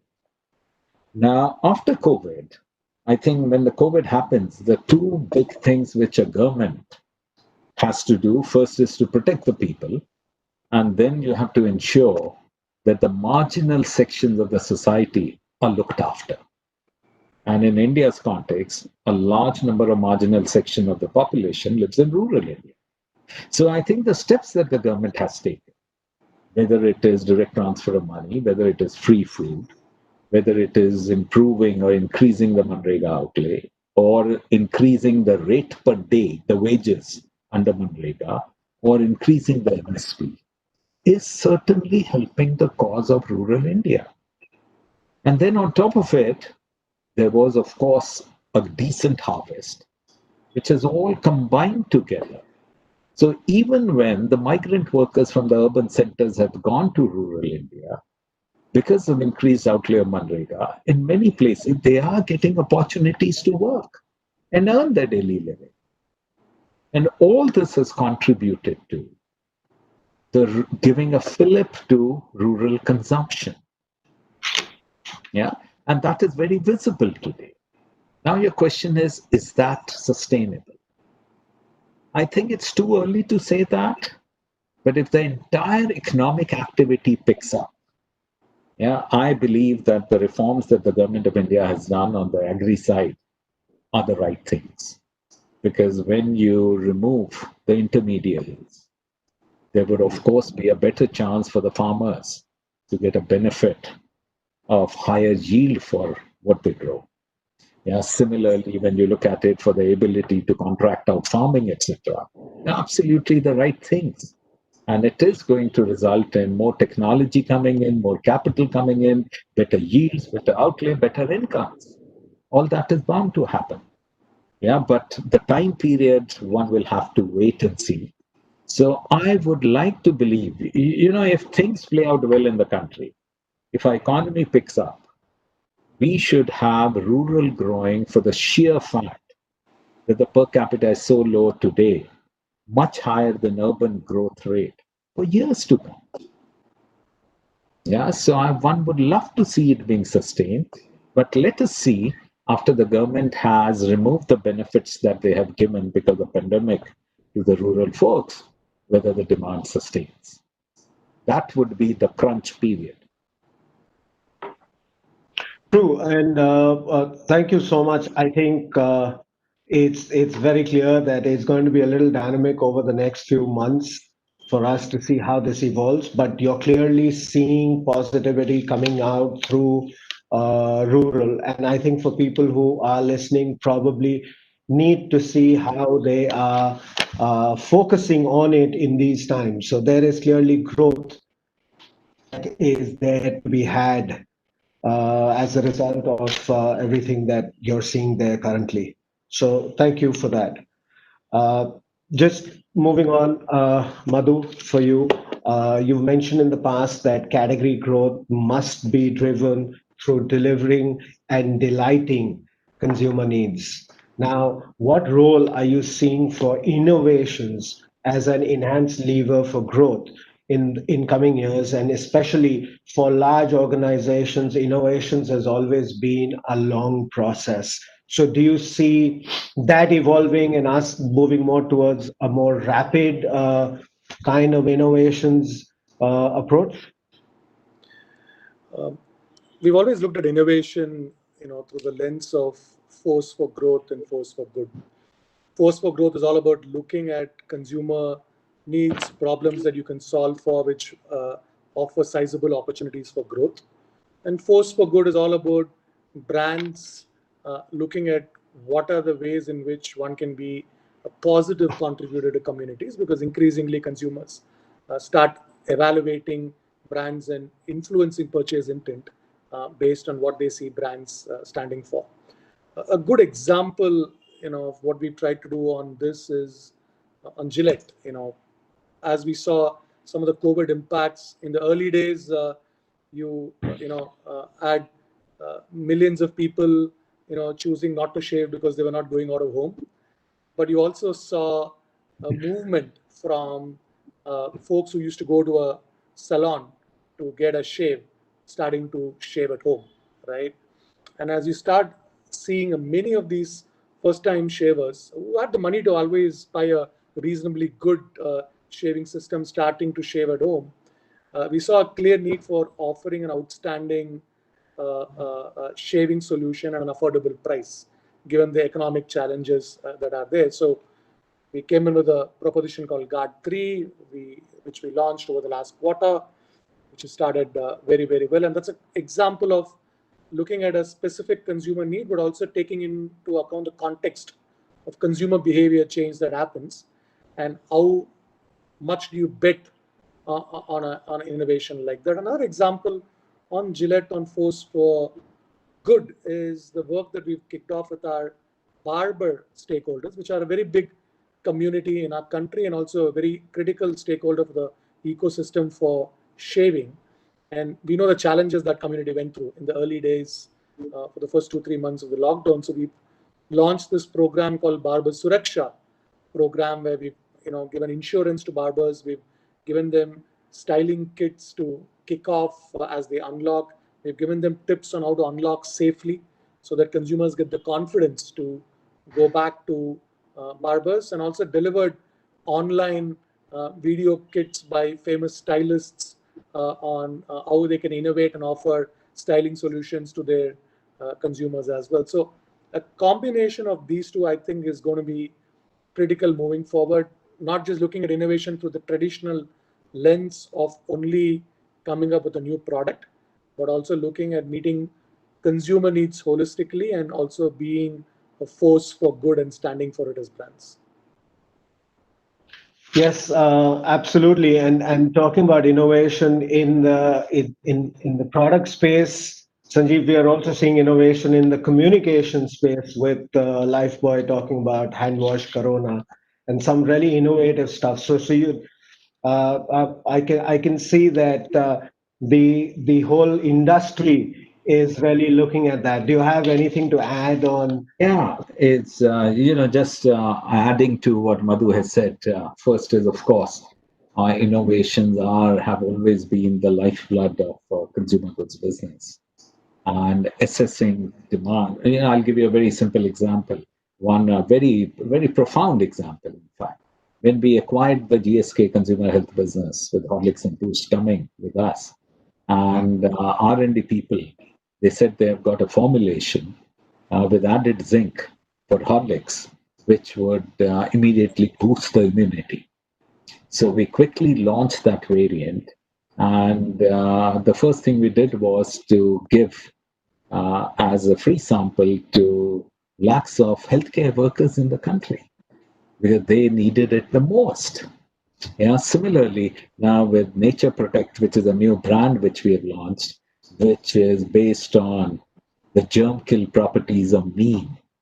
And we've now got a whole range of products from veggie cleaners to surface cleaners to, all kinds of surface cleaners coming out of Nature Protect. So innovations are very important, but I think also equally important is during these times repurposing your brands. Yeah, is ensuring that your communication is contextual, ensuring that your communication is relevant with the time. Then there are several beautiful ones. First is when the COVID happened. Lifebuoy came with a communication which we are very proud of, that they were telling the consumers, don't worry about which brand of soap. Just wash your hands with soap and water. That was so important at that point of time. Yeah, or the Horlicks communication, which has come up a beautiful one, where the entire thing about strength, yeah, or the old proposition of taller, stronger, is now manifested in the girl changing the tire when her father was not there, when only her mother was around, or the Sunlight ad, and it was, I think, it really touched with the Bengalis in the country because many of them could not visit their hometown during the Puja festival. And it was very emotional communication. So, repurposing your brands, contextual communication, relevant communication. But like I said earlier, do it with empathy, do it with compassion. That is what is needed during these times. Fantastic. Thank you. We're almost nearing the end of our time, and I have both of you here. I do have a couple more questions that I would like to take. So, Madhu, I mean, given the fact that this lockdown has thrown up such turbulent times, leadership and stability at the helm have never been more important. And we're talking about resilient leadership, we're talking about empathetic leadership. What are some of your guidelines for leadership coming out of your experiences from this crisis time? And I did this training on resilient leadership very recently for our middle management. So hot off the press, I called it 5 R's, right? So as leaders, we look at the roles we play, we look at our routines, we look at relaxation. But the two things I want to focus for this forum is one on reaching out. The reality is when we were in the pre-COVID physical workspace, the corridor connects. You run into somebody who you might not be seeing in a meeting for a month or so, but you see them in a corridor, you chat for a couple of minutes, check on how they're doing, what's happening with the daughter's 12th standard exams, a serendipitous business conversation that happened in the cafeteria because you're sitting with somebody. Unfortunately, a lot of that for the office environment, which largely is still remotely done, has gone away. So one of the things I think leaders need to do is how do you compensate for that, right? Because there is a tendency to say you seem to be not so much in touch, so compensate by getting in more into data and so on. But end of the day, it's human beings who get the insight. So taking the effort to reach out, first within organizations which all of us are part of, within the networks we're part of, and you can extend that to the personal networks we all have as well. So that I think is very critical for leaders to look at what changes that they will do to continue to reach out to compensate for what they're missing out from before. I think the other part is taking the time to reflect. We all were running 18-hour days in those first 2, 3, 4 weeks when pretty much everything was shut down, right? But leaders and senior leaders in particular have a unique role in organizations to be able to bring in the ability to connect the dots on what's happening within the organization, externally, from a consumer standpoint, from a regulatory standpoint, and so on. So taking the time really to reflect, to get off the treadmill, if you will, for those few hours once in a while, I think is exceptionally important, even more so at times of crisis. Absolutely, and I think thank you so much, Madhu. Those some of those points are truly worth reflecting on, and I think we're all going to take a little leaf out of your book and apply it in our daily lives. Uh, Sanjeev, a related question for you. Every organization values its high performing teams, and I know this is a topic that's really close to your heart as well as Unilever. And when you spoke about in your opening speech, you spoke about the fact that it's almost these times are like a stampede of elephants coming your way. Now, all of this can lead to a lot of ambiguity, and not everyone may feel as comfortable working in these times because you need to be able to make decisions on the go and lots of changes and a courage to really be able to deal with stuff that may not go right. So, how have you managed to get your teams on track and get back or continue to be their high performing ways? Yeah, thanks, Harjeet. First is I think we started on a journey with winning in many Indias, and then by setting up country category business teams, which are 15 boards in the company, mini boards in the company. And at its essence, what this implied was empowering to the edge. And I think that came in extremely handy. Yeah, is empower teams who know what their responsibilities are and who know what they need to do. The second important thing which came in very handy was the entire work that we've been doing on digitization, the reimagining HUL for the last few years.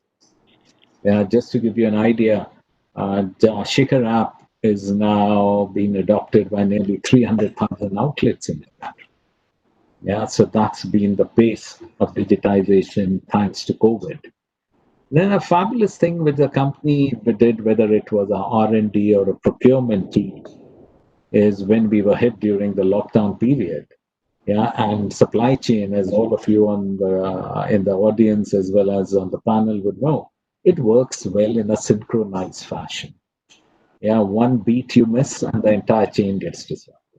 So you have to reformulate, you have to onboard new suppliers, and a lot of those work was done simulation on computers rather than physically in labs. So again, that was a big, big plus. But the other very important bit I would say during this period is the care that you show towards your people.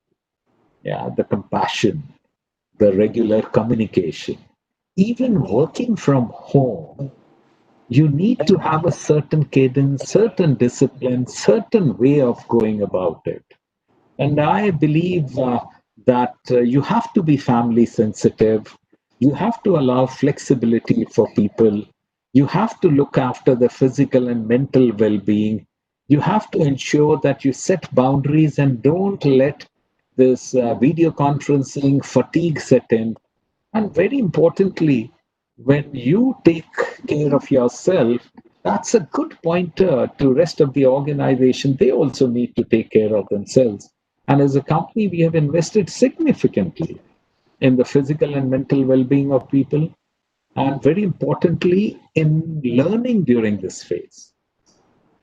Yeah, and we do a dipstick check like many of the organizations would be doing regularly, what we call as the uni voice.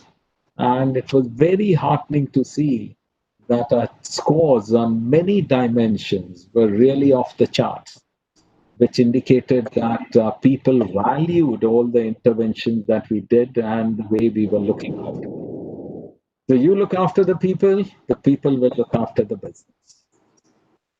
Absolutely. Thank you so much. And that's really a wonderful point at which we're bringing this session to a close. It was a short session, but I feel it was power-packed with many useful observations and wisdom from two industry veterans such as yourselves. I'm sure our audience has really benefited from this experience immensely. I wanted to thank each one of you for taking out the time, for being here today, and for sharing from your experience and your wisdom. Really appreciate it. Sanjeev, thank you so much. Madhu, thank you so much. and wish you all a great day ahead. And thank you. Thank you, Ajit. Thank you, Madhu. Thank you, Sanjeev. Bye, Ajit. And all the audience, look after yourselves. Yes, absolutely. Thank you. To be moderated by Mr. Rajat Wahi, who is a partner and consumer head consulting Deloitte. To take the session forward, we hand over to you, the moderator, Mr. Wahi. Over to you, sir. Thank you. Thanks everybody for being here. Can you first hear me clearly, Ankit and team? Am I clear? Yeah, it's clear, sir. Okay. So thank you everybody for being here. Just absolute pleasure to have three very eminent speakers with me today, all driving different types of modern or organized retail in India. First, I have Mr. Lalit Agarwal, who's the founder and CMD, V-Mart Retail. He's done a lot of work in driving mass organized retail across India, especially very much a tier 2, tier 3 focused business. So great insights from there. Then Mr. Hardeep Singh brings a vast amount of retail experience from having worked in various retail formats and in the logistics space in the past, currently CEO of 7-Eleven India. And then Mr. Abhishek Ganguly, Managing Director, Puma, India and Southeast Asia, a role he has recently taken over, he told me. So fantastic to hear that, Abhishek. And also has built Puma into a large brand in India. So I'll just get, maybe Hardeep, start with you, maybe a few words about yourself, and then we'll get into the questions, then pass on to everybody else. And then we can get into the discussion topics today. Thanks, Rajat. I hope you can hear me. Yeah. Yeah. Okay. Thanks. Yeah, I think you gave a brief introduction. So, been in the industry for more than 25 years now. Longest I've been with Hindustan Unilever. So, lucky to have worked in FMCG vertical, then moved to retail with Walmart and Future Group. Spent a couple of years building the logistics network for Snapdeal. So, had good ringside view of how an e-commerce company operates. So yeah, so it's interesting times. I keep looking at the development around us, sometimes from a logistics lens, sometimes from a retail lens, sometimes from an FMCG product lens. But nonetheless, it's always, I look forward to today's session and would love to interact with, Lalit, Abhishek, and they have built some very interesting verticals in their own space. So look forward to today's session. Thank you. Abhishek, over to you. Sorry, I was on mute. Yeah, so I've been associated with the company Puma for a while, since we started up in India. The company has now built the largest sportswear business in India with a very strong market share. And also the category right now is very, very relevant because, activewear and athleisure is probably making the strongest and the fastest comeback in a post-COVID world. We've also, run the business in a not typical way of running business, and a lot of things that we have done has been the first in the country. I also now am responsible for Southeast Asia, which is an additional responsibility that has been given to me this year, which has its own set of challenges and opportunities. But yeah, I'm happy to be interacting with you. Hardeep is the first time we are chatting up, and of course Lalit, we keep bumping into each other a lot. And Rajat, you and I know each other for a while, so hoping to have a good conversation. Thanks, Abhishek. And Lalit, over to you. Yeah, hi Rajat, and thank you, Abhishek, for putting it so nicely. And hi Hardeep. And so V-Mart, I founded this company 2003, almost 17 years back. The first store started from Ahmedabad, and before that, I've also laid the foundations of Vishal. The V-Mart's journey has been very interesting and very insightful.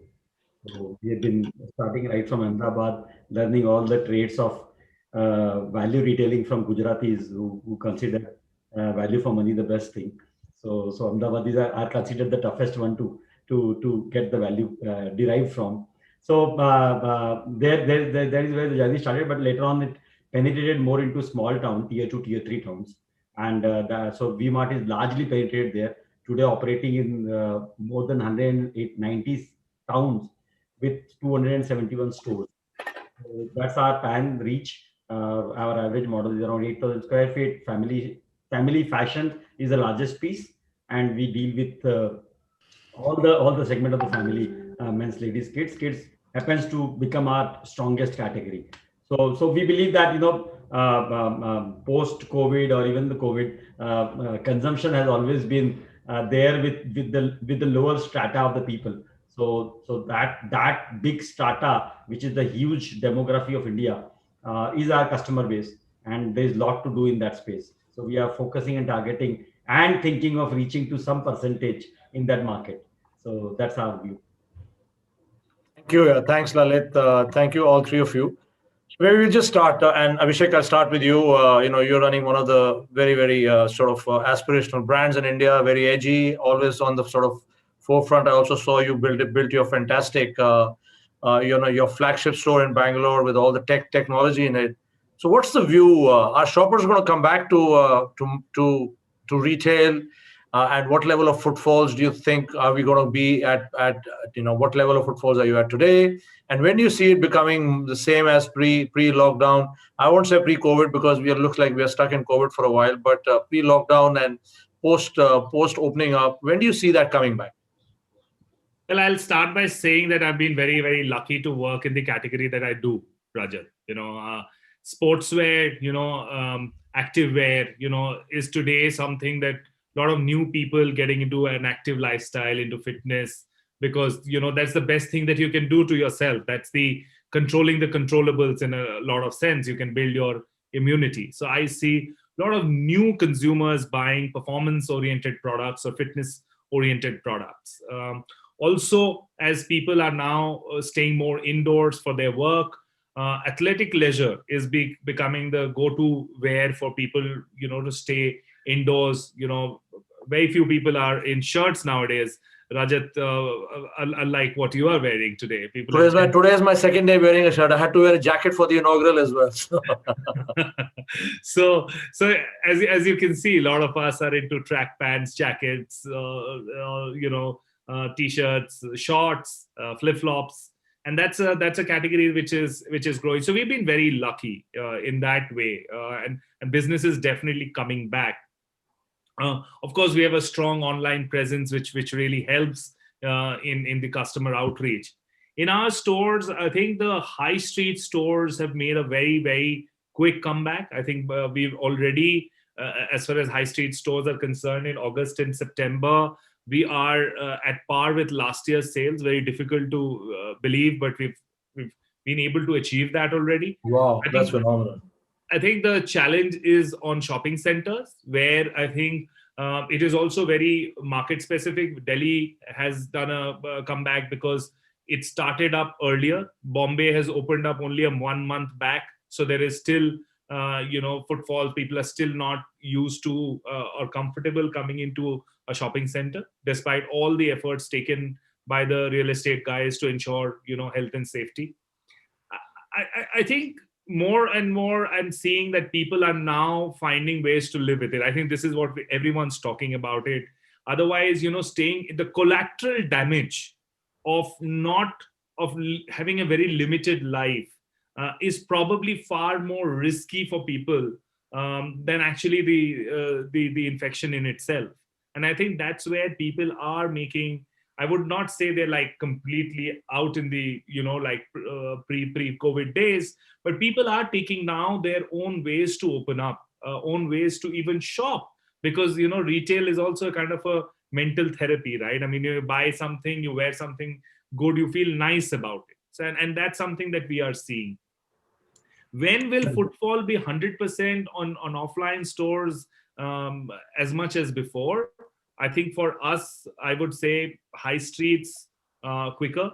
Hopefully, this festive is also helping towards that. But I think in malls, it's going to take a bit longer.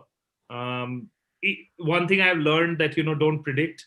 I think COVID has taught us don't predict. So I'm not going to predict on this one. But I'm happy to see the development that is happening and business coming back. Perfect. Yeah, great to hear that. Very positive story, and I think really what we need that. Absolutely agree. We have to just people are just learning to live with it. If you step out of Delhi and Mumbai, I'd gone on a long weekend. Jim Corbett, life is like absolutely normal when you drive through all these cities in Meerut and all these parts of town, Moradabad, etc. I mean, I don't think they even there's no semblance of any COVID over there. So maybe people are just moving on. Lalit, coming to you, you're a strong tier two, tier three player. I really respect that, what you've done with the business. Whenever we spoke, you talked about the 6,000 towns and villages which you have target, and you can continue to grow endlessly. How has it been? How has the journey been for you? Footfalls coming back now because you're primarily an offline presence, very strong offline presence, everything for the family, like you mentioned, for kids. How has that been for you, and where do you see this going, footfalls wise? Yeah, Rajat. So at this point in time, it's difficult to project when the footfalls will normalize, given the uncertainty around the pandemic situation. As we are seeing across Europe, the threat of a second wave of infection is also there. So I don't know, but suddenly there is going to be an end to this tunnel, and although the tunnel itself could be very long, with the caveat that we don't get a second wave of infection in India, or even if we do, it is at a controlled scale. We hope to see footfall coming back to pre-COVID levels by somewhere by mid 2021. So currently we're seeing between 50 to 70% of our footfalls during festive season across tier two, tier three towns. You're mostly high street, right? You're not that much in more. Entirely high street. Yeah, entirely high street. So, and this should gather more momentum as the pandemic subsides. But there is big uncertainty on what one can predict. You need to understand the events are not happening in the town. I was just in Gujarat and Bengal in the last couple of weeks, and no Navratra Garba celebrations are happening. No Pujo Pandals and no Durga Puja is being celebrated. So people are not meeting, people are not going out, people are not roaming around, people are not eating outside, people are not partying. So the requirement of those kind of products which you used to sell is becoming lesser and lesser. And how much can one buy the leisure wear and sports wear and comfort wear? So that is something that is reducing the average selling price as well as reducing the number of pieces that they want to buy. So the longer term story remains intact. The total value apparel segment is estimated to be 2.2 lakh crore market opportunity in India, growing at upwards of 12% per annum by a conservative estimate. But currently, less than 1/3 of the value fashion market is in organized retail. And when we consider these underlying numbers, it is obvious that the organized value apparel will continue to grow at a high double digit and so on.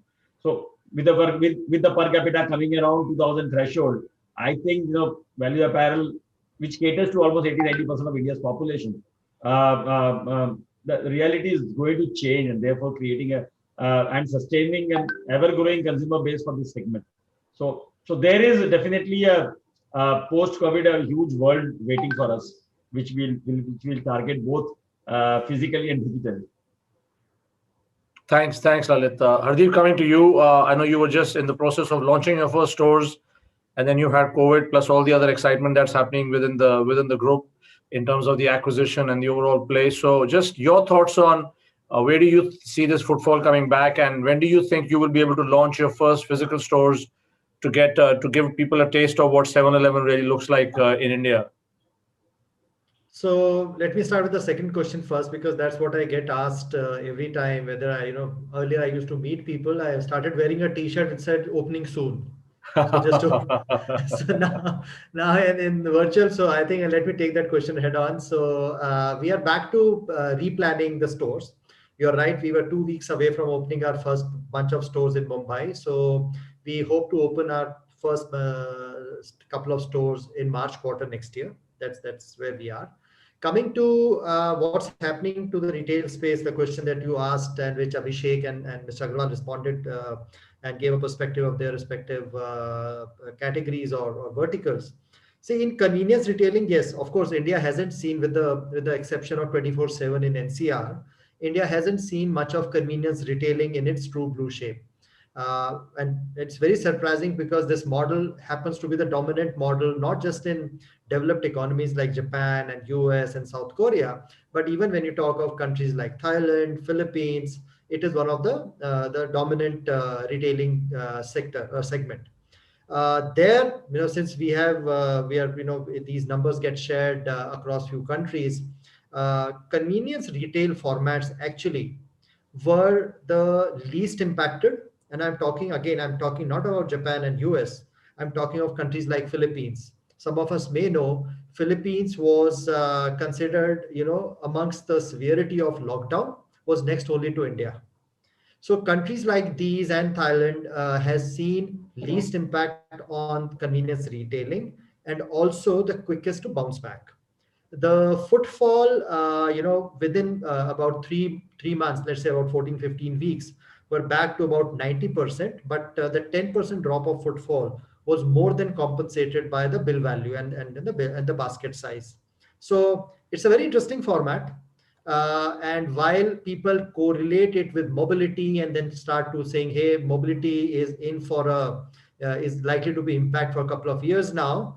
But specific to this retailing model, it's more than mobility. It's actually convenience retail, as it's called. It's convenience written all over it.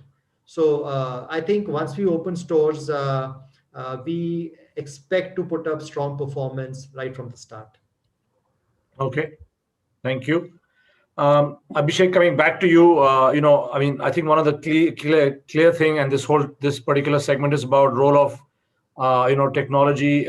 One is obviously the empty role in evolution of Indian retails, where we anyway are seeing that it's a empty or organized retail is a very small part of it. But what are some of the other things we are seeing in terms of technology, and how fast do you see some of these things accelerating the footprint of organized retail in India? I mean, is this going to put the COVID going to put the brakes in expansion?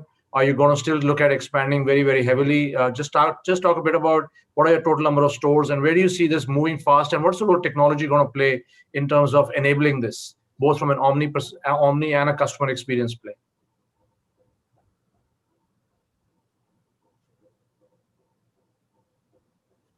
Abhishek can't. Sorry, happens all the time with me. No We have about 360 monobrand stores in India in about 130 cities. And we are still opening stores. Even this year, we would be opening about, I think, 17, 18 stores, 2 months still pending. So the exact number will be about 15, 16 stores this year. So one has to view India with a bit of long term. And I strongly believe like the India story with, especially for our category, with more than 50% of the population under the age of 25, and with, smartphone penetration and data available and information available, going to be, widely available. So hence aspirations will get created in tier 2, tier 3, tier 4 markets in future. So we would continue to open stores. I don't see, if there will be a world, then there will be a consumption, and we have to back that premise, right? The only way consumption will go down is the world has to go down, and let's not even plan in that direction. So I think humankind will find a way out, and that's the firm belief that, and faith. The only point is by when. So we have to live with this hope and faith. And as I said, in our category, we are very bullish. Technology, I think people are running helter-skelter on technology today. And I think technology is a journey. And this cannot be achieved by just doing things, in 2, 3, 4 months. We have been pretty early in adopting technology in our processes, in our commerce, in our marketing, in our business as well, not just on the consumer front. And I think we are seeing the benefits of that. Today we have a pretty large share of our business coming from digital commerce. Our 100% of our media spends have always been in digital media. We have been big proponents of social media marketing anyways. We're now looking at hyperlocal marketing, where we know what kind of audience. We're looking at personalization of content and communication. So I don't think this can be achieved in a long term. What people can probably do, and we are doing as well, is that agile and nimble organizations will find ways to create new hacks to do businesses. And I think agility is very, very important. It's not just the technology per se there. It is about technology can be one of the means, but look at the way, today a local kirana shop is quickly using, chat commerce to send catalogs and take orders, and people are finding new ways to do it. So I think nimble and agile is important, but I think when we are talking of long-term adoption of technology and kind of weaving that with the organization's approach to customer convenience and experience, I think it's a journey, and which we all probably are now getting converted to. Okay, so I think good point. Technology for technology's sake is not worth it. You got to just take the journey and figure out what is it that really makes it work, right? Because we heard a lot about AR, VR, and all these things, but nobody's really cracked the module on what makes it work. How do you make it affordable? How can you even put an augmented reality in a retail store, and how will that work? I'll come back to you, Abhishek, on this whole customer experience and using technology, because you guys have done some work in your flagship store in terms of creating that experience. I'll come back to you. Lalit, talking to you about technology from a what level of where do you, do you see it? Are you still looking at massive expansion of your outlets across the tier 2, tier 3 post the lockdowns opening up? Is there a plan again? And secondly, what is the role of technology is playing for you in all of this expansion and growth? And are you are you also enabling the business a lot through technology, or still much more about people? Hey, yeah, Rajat. So I think technology is the backbone of every, what do we call, chain of retail stores, or any retailer who want to go beyond a couple of stores. So technology has to be there. And today in this world, when you have got so many things available with you to actually drive or use technology and drive things, why would you not?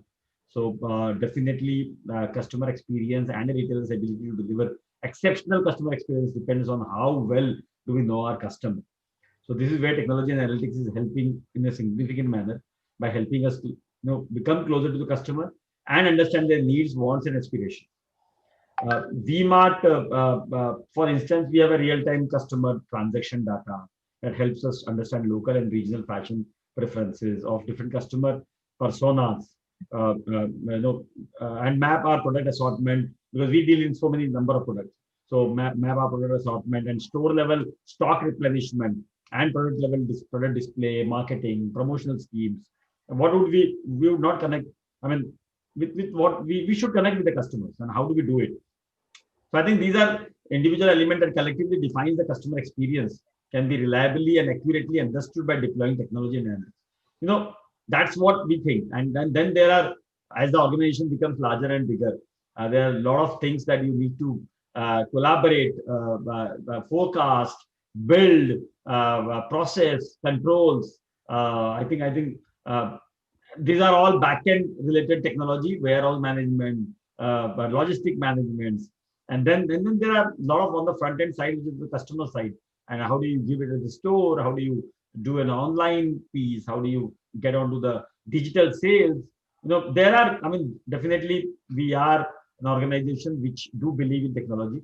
Right from our first store launch, we had our ERP installed in our organization.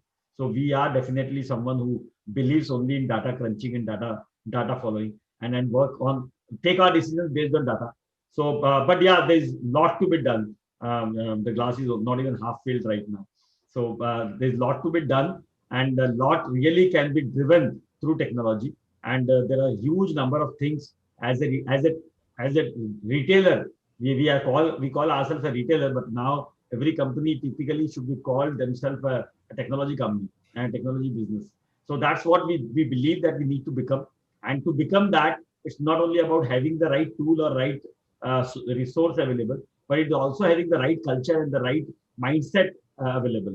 So that's what we have to work on, and that's what we are working on, because adoption of technology, bringing in change management, bringing in a culture of change management, bringing in that thought process which can relatively reduce the clutter and focus more on the core proposition that we want to deliver.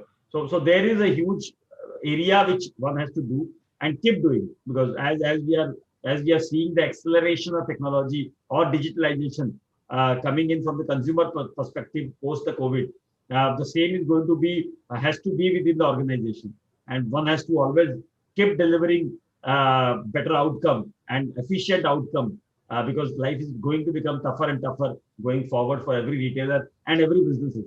So one has to become more efficient and deliver more for less. So only technology can help us to do that. Sure, sure, Lalit. And I'll come back to you on this whole technology piece and how much should be online, offline. What does for an offline retailer? What does online mean? Where do you sort of draw the line? Is it a 20%? I'll come back to you on that. Hardeep, talk to you about 7-Eleven, absolutely fantastic stores in Southeast Asia. If I go to Thailand, Malaysia, 7-Elevens are omnipresent. Typically, like what our kiranas are in India, right? They are actually, actually a kirana is like a 7-Eleven convenience store, except it's not under one banner. What's the technology play for you guys in trying to drive growth and expansion? Are these stores very technology enabled? Because when I've been there from memory, I don't remember any of them trying to sign you up, talk about customer loyalty programs. They're all about convenience and very, very affordable pricing and etc. So what is the technology play there? Is it mostly at the back end or is there front end as well? So you're absolutely right. Even within the world of convenience retailing, when we look outside, and that includes what we are trying to do in India also. See, let's face it, COVID has been a watershed moment when it comes to the first. So most of the retailers, or all of us, we first try to see things from a customer's lens. And if you start to look at things from a customer lens, this particular event has been a watershed moment. And it's been particularly, a watershed moment from the point of convenience. Till yesterday, when I say yesterday means pre-COVID, convenience for any retail chain was defined as, hey, I have an easy to find store, I have easy to access store, customer gets in quickly, discovers product quickly, friendly staff, friendly service, easy checkout. That was the definition of convenience. COVID has forced all of us to redefine it. For example, convenience now means, and again, it's not just for the convenience chains like 7-Eleven or 24/7. Whether I talk of a V-Mart, whether I talk of a Big Bazaar, a D-Mart, or anyone, convenience has got redefined saying, hey, I want an access to a larger assortment. In fact, people now talk of million products on their app, etc. And more important, from the service point of view, regardless, you may claim, definition of an offline, online is an internal definition. Customer expects the kind of service that they have gotten used to, be it Amazon or Flipkarts of the world, be it Swiggy, Zomato of the world, or be it the Uber, Ola. So here and now, with a reliability factor of 99.9%, correct? So when you start to look at that as the new paradigm or the new shift that has happened, now then you start to discuss, hey, how do I do it? How do I play that game? And the first response comes as, it's only possible if you play this game through technology, right? You can only put as many stores in the neighborhood. You can only make the staff as customer service oriented as possible. However, the digital leap which some of the online companies have taken, I think offline stores, the brick and mortar stores, have so much to learn and then make it part of their model. So coming to it, Spectre 7-Eleven, it is core part of our offering of customer experience. It's not about, hey, find 7-Eleven store closest to your home within 150-meter, friendly staff, etc. It is saying, if you want to walk into a store, great. If not, here is a pretty cool, light app, which whether you are a youngster, whether you're a Gen Z, or whether you're an elderly couple or elderly, you would find it as convenient to use as anybody else. In fact, one of the, it's not a small moment, but I think one of the shift, while we keep talking about digitization and acceleration of digitization during COVID, one of the biggest adapter of this change has been elderlies. Look at the top 10 cities in India, the number of elderly couples or singles who live alone. And till yesterday, they used to quote unquote suspect the reliability of online delivery, the quality of online products. And this tragedy has fortunately, on this angle, has fortunately taught them and exposed them to the joy of shopping through online interface, or an app-based experience. Absolutely. So it is, if you, there's no if to it. Any business is built around great customer experience. And today, post-COVID or in COVID, one of the important pillars to deliver that differentiated customer experience is through your technology play. Okay, thanks, Deep. Some great insights there, and absolutely right. Whether it's this has been a watershed moment in terms of elderly and people trying to connect. Also has opened up the opportunity. I still, obviously, the COVID has also revived the kiranas to some extent. It was no longer such a sexy thing. Suddenly, everybody's very bullish on kiranas, and everybody's trying to now become the the player who's dominating the kiranas through technology. So, Abhishek, coming back to you, CX technology. You built this fantastic, offline store in Bangalore, which is supposed to be your flagship store with wonderful experience of the F1 experience in the store and all the other goodies to make the connect with the brand and to attract the the consumers. How do you replicate that online, and what is the way to keep the same customer experience online offline, or can you even try that?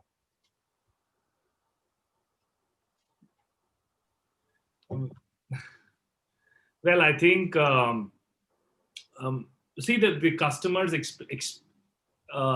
expectations is also very different. When you're shopping online, you go through a very different journey. And when you're coming to a store, you have a different expectation. However, where the lines really blur, and talking about omni on this, is that the customer is probably not looking at a brand like, okay, I will be shopping online and I'll be shopping offline. Right? A customer might be doing a discovery here, doing the commerce here, or vice versa, many times, for whatever reasons it might be. So that's why it is to have a brand needs to have a complete single view and interlay, because customers anyways do that. Customers are omni in their mind anyways. And I think companies need to interlay that to make it more convenient for them. That where do you discover, and how do you engage? Where do you provide deliveries? Where do you provide touch and feel? And you just need to interlay that and make it more convenient, because customers are anyways omni in their mind, right? I think in terms of use of technology, I think we are really focusing on, for example, on our .com, because that's our most important platform, making it to be mobile first. We would like to believe it is probably the strongest single brand .com platform available. What percentage of your sales today come from your platform versus the larger platforms? I mean, what would be the sort of split? So we are growing, our .com sales is up 311% in the last 3 months over previous year. Of course, the base was smaller. To answer to your question, we will reach 10% of our business will come from .com this year already. So we're really over leveraging ourselves, putting in customer acquisition costs and monies towards acquiring the customer. Everything that we do on the brand marketing front has a .com integration to it. Social media, even with some of our brand ambassadors like Virat Kohli, whatever we do on content and engagement with them has links to that. And we really invested in that. If you really go to puma.com, yeah, that's phenomenal, because most companies are looking at maybe 1 or 2%. The rest is through the platforms. So 10% is a very big number. That's pretty impressive. Because that's where, honestly, you can see, again, here we will probably be a bit lucky, because we are a very cult, iconic brand, and which has a very strong following. So the loyalty probably is a bit higher than some of the other categories and some of the other brands. True, but it's loyalty built by good but excellent execution, right? Many brands are iconic, but if you don't take care of the consumer, then they're not going to come to your site. So that's a great, don't take credit away from the work you guys are doing, because that's pretty phenomenal. Well, I think in some ways, India, it's not just on the customer experience side. You need to operate a brand right. Otherwise, global leaders would be leaders in India, which is not the case in a lot of categories. Absolutely. And actually not in our category, right? Yep. And because, you need to get the operations right. You need to get, we know this in India, infrastructure issues, you need to get the right team. You need to solve for the operations. I think COVID has made it even more, agile companies, quick to react, those who would use, who are quick to innovate, constantly think of customer convenience and experience. I'll give you an example on the offline side. Today, I feel technology is disrupting offline retail more than it is disrupting online retail, because online retail was always on the hinge of technology, right?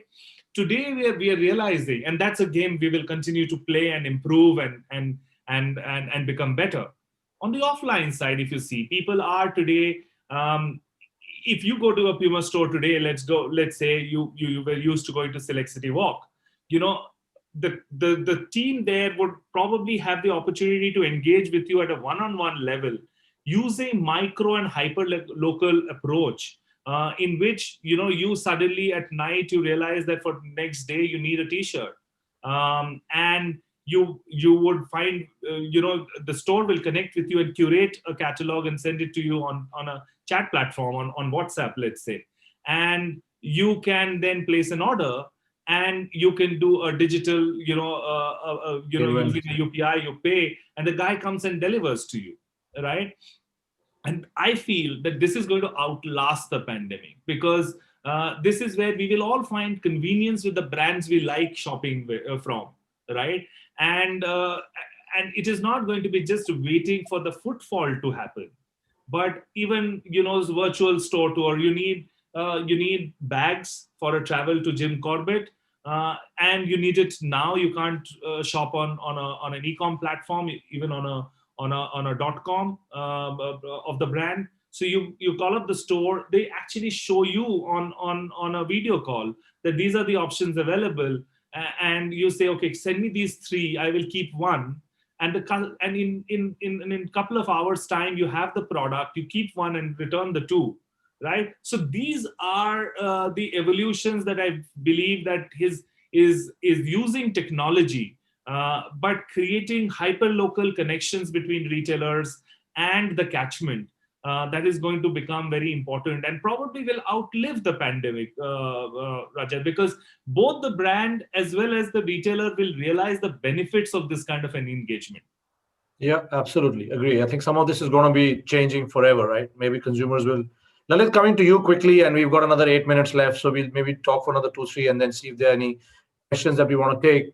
Just what is the role of technology playing in CX for you? How much do you look at family penetration? You said you're a store for the family, especially for children. How much do you track family engagement? What is the penetration of your products by family? Do you use technology to do any of these things, or is it more? Does it a loyalty program around a family? Is it around individuals? How do you track some of these things in terms of creating that best-in-class CX? See, definitely there is a lot to do, but yeah, we need to definitely understand the persona and understand the profile of the customer and the family. So normally, if it is a women customer, typically you tend to understand her buying pattern more, and 65% of the customers who come and shop at our place are women who either are decision makers or impact the decisions. So that is a biggest segment. What percentage is that, Lalit? Sorry, what percentage is that? 65% is what we believe is women shoppers. Okay. For our family, for our kids. So that is she's a big piece who has to be further understood well, because in India, women customer is, especially women, is very, very traditionally inclined, and so within that there are different mood swings and different ways they live in and different mindset that they have. There is a particular level of literacy, there is a particular level of liberty, there is a particular level of culture that they are coming in from, and that's how their uses and their patterns and their behaviors are different. So that is what we look at. But that it's also important for us to look at and understand, apart from them, when do they come, what time they come, what seasonally when do they buy, what should we be offering, what are their best moments in their life, when do they want to see something, when do they want to come and shop more for themselves or for their family or for their kids, and then when is the customer becoming coming to a different level of thought. If there may be a family who's buying for their child, and the child becomes a teenager and goes to the college, and then he becomes a job seeker, and then he becomes a married person getting themselves to marry. You need to watch their journey altogether and then connect with them regularly, so that you are able to give them the same traditional mom and pop consumer shopkeeper behavior. So that, where it is all about the care, it's all about the trust that you build with them, and how do you enable this whole, and there are a lot of tags that you need to build in that whole philosophy, and that's how you analyze and then connect and communicate with your customer, build a database, which is important. So I think there are different models that you have to make, and I mean, not only that, even omni-channel is something which is omnipresent, which you have to really believe in and understand. So, however, in the post-pandemic world, I think with millions of new customers becoming digitally active, we foresee that many customer journeys may become in the online world and conclude in a store, and vice versa. So, the omni-channel reality will become more common in our view, and DMart is already preparing for it.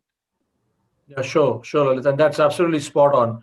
And I think one good way to measure is household penetration of products. What is the family buying rather than one person? I think I still see most programs are run very individually. So if I have my kids and me, we'll be on 4 programs. I don't think anybody's putting together a program to say, what do the family buy? Because today you have products that cater to everybody. Hardeep, coming to you, and we just do the last round of questions. I can't see any questions online, so I'm not sure. Maybe I just not logged in properly. Just one last question to you. I mean, obviously, 7-Eleven, excellent execution, whichever country they operate in. So when you look at the India model, is the role going to be more around duplicating a Kirana and making it a slightly better Kirana and that type of service, and still being able to give that Kirana familiarity, or is that the play, or it'll be is the thought process different for you guys? Actually, it's quite different. I mean, I keep getting asked this question, hey, is it going to be another Kirana store? The simpler answer is no. But any retail format you take, there would be some overlaps with some other kind of format, be it Kirana, be it a big box or a small box. So 7-Eleven is built around convenience, and one of the pivotal category for it is fresh. Yeah, be it fresh food, fresh snacking, fresh beverages. It is basically an on-the-go format. And along with it, a good complementary category which comes in is grocery, or I mean, what you refer to as Kirana. But the main pivot around which 7-Eleven models worldwide is built around convenient food, convenient drinks, convenient snacking. And as you step in for those moments on the go, whether you're leaving for office or you don't want to prepare a meal today, or just starting your journey back from office to home, that's when you grab some of these products. And as you grab these products, of course, almost the whole store is put up like an impulse store, which means while buying my coffee or while buying my vada pav, I remember to saying, hey, I run out of deodorant at home, or hey, I need a set of blades for next day morning. That's when you grab some of these convenient grocery products. So it is, as I said, there always is some overlap with some format, but it is not a Kirana store. It is pivoted or built more around fresh, on the go Okay. categories. Yeah. Okay. Interesting. In other parlance, we call it the fuel stop, the pit stop. Pit stop. Yeah. It's your pit stop. It's your those moments in the day when you just want to refuel and continue with the next couple of hours of your day's journey. Perfect. Abhishek, last question to you. There's a question from somebody on the online saying that has the pandemic accelerated the use of technology for CX? I think we touched a bit about that. Maybe just speak briefly on that, Abhishek. And then I think you wanted a question around managing people in these distressful times and extremely tough times. Maybe Abhishek, you want to just briefly talk about that? Sure. I think using technology to solve for some of the short-term challenges and creating hacks around, creating a way for getting customers, doing an outreach and serving the customer, and also solving for the customer's convenience and giving him the right experience, or is definitely it's all of us have to be a convert on that. And also a long-term vision on technology, very, very important, right? How do you weave this together? Specifically, I mean, during this pandemic, I think the most important thing that I realized with this 8 months is, as leaders and as organizations, what's your view on people? I firmly believe that empathy in leadership is something which is now more relevant than it was ever before. I think organizations are going to survive this crisis, stay with this crisis for the while it is. on the basis of how people and team members are seeing the organization. So I think a lot is going to what is the people, do you really keep your people at the front of your strategy in terms of, for example, when the crisis hit and we had zero business in April, my most important responsibility was that we have 3,500 people across stores and across formats and across our offices. Like, how do I ensure that they have the job and they have the right and they have the salary? And that was for me the most important thing, along with their health and fitness. Health and wellness. So I think similarly, are we over prioritizing more than more than anything else on people? Because that's the currency and that's the equity that you really build with a team which is going to bend their back towards maximizing whatever category of business you are in. Absolutely. So, guys, we're run out of time. I just, there's so much to talk about because I think retail has been the most impacted in this part, especially non-essential retail, and all of you guys are to some extent, I won't say non-essential, but it's not what we eat every day. But I think most of the stuff you sell is pretty essential, and I think hopefully that's there. But well done to all of you. Fantastic turnaround, great stories in terms of building up. And I also feel like India is a long play. It's a marathon. It's not a short sprint. And if you believe you're going to be a 5 trillion economy, then there is no better place to be here than, and putting in the investment. So thank you all, Lalit, Hardeep, Abhishek, absolutely fantastic session. I'm sure there will be questions online later on and we'll share those with you. But thank you for your time. Really appreciate it. Thanks. Thank you. Thank you. Thank you, guys. Take care. Stay safe. Bye. Bye.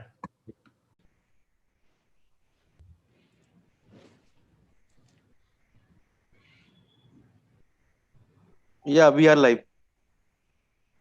Good evening, ladies and gentlemen. We welcome you all to the next session of the day, that is Role of E-Commerce for FMCG. We have eminent speakers for the day to be moderated by Mr. Harsha Razdan, who is a partner and head consumer market and life sciences KPMG in India. To take that forward, we hand over to the moderator, Mr. Razdan. Over to you, sir. Thank you very much for giving us the chance to interact with all of you. I am pleased to be moderating a panel of three members. I think we still have Mohit to join us, but I have with me Abhijit Roy, the Managing Director and CEO of Berger Paints India. Thank you, Abhijit, for joining us today. I have Tej Katpitia, the Director and CEO for Shishi Tattva. Tej, again, thanks a lot for making the time to join us today. My pleasure. And hopefully we will get in Mohit Anand, who's the Managing Director, India and South Asia for Kellogg India Private Limited. He should be joining us any moment. I think the topic for today, a very interesting one, if I may say, is all around the role of e-commerce. And we've seen the kind of changes e-commerce has enabled over the last 3 or 4 months. How direct to consumer has developed as a passage. How B2B is becoming stronger and stronger by the day. How e-commerce and large businesses have collaborated together to build employment. How some of the challenges that large businesses have been sort of coupled with the strength of e-commerce to make sense for consumers such as you and me. That's the theme that we have here, and I'm glad to have the panelists that we have here as we go forward. So we'll run the discussion for about 30 minutes and keep it to some questions for the last 10 minutes or so as we run through the panel. So let me start off with Tej. I think yourself while Mohit joins in. But Tej, a question to you. You've been in the company 11 odd years. You've seen the company growing from what it was to what it is today. So how is your business coping up? Actually, a wrong question. It's not coping. How are you sort of living the moment, I would say, with the challenges of COVID, the e-commerce, and what are some of the learnings from a direct-to-consumer or a B2B side, which you would like to share with the larger group here? Sure, Harsha. So, I think that it has been a combination of being available in the best manner possible. And, whether we call it coping up or whether we call it, innovating processes and also seeing how we can, match up to what the expectation is. This time, the past several months through COVID, and especially the first 4 months, have been extremely, extremely interesting. I would say that, across categories, the direct-to-consumer demand has definitely taken a front seat. I would also say that a lot of this has been dependent on the involvement of people at various levels of the supply chain, and not just the manufacturing units, to see that the last mile deliveries can take place. And we may say that the first few months saw a certain level of disruption, but for us especially, being in essential categories, having food products, having kitchen products, and also having Ayurveda and health supplements that are beneficial and that have been also advocated to help keep the body immune, help keep the body healthy at such times, we have seen a tremendous surge in the number of orders online. And it's been a group effort. It's been something that one cannot calculate in advance. Just like the scenario that has taken the entire country by surprise, this too also brought out a lot of good qualities in several levels of operations. And I would say that we have been happy, other than things that have been beyond our control. Initially, a lot of the borders were sealed, a lot of the warehouses were sealed. There was a general panic also amongst workers to come in a lot of the warehouses, be it third-party warehouses or even those run by some of the major marketplaces in India. But that was overcome gradually, and it was very good to see that people were committed to ensure that we cater to the demand. Thank you, Tej. And Mohit, thanks for joining in. I had taken the liberty to introduce you before you joined in. But the first question to you, as I sort of go in, what's your view around the hyper-local startups that you see? Is it sort of helping the cause for your business? Do you think it's overall been a collaborative effort, or it's been forced onto the FMCG companies given the situation of COVID? Sorry, I couldn't get that. Harsh, can you just repeat the question because the voice broke down in the middle? Yeah, so my question was, what's your view around the hyper-local e-commerce startups that you have? And I'm sure as your company, you're also partnering with them. So has it been a collaborative effort in partnering, or it's been a little difficult given that the dynamics have changed so fast? Yeah, no, I think, it's been an interesting sort of last 6 months, Harsh, that we've seen. So when the lockdown happened, everybody was, they were running around we were all running around like headless chickens, right? Trying to figure out what's going on.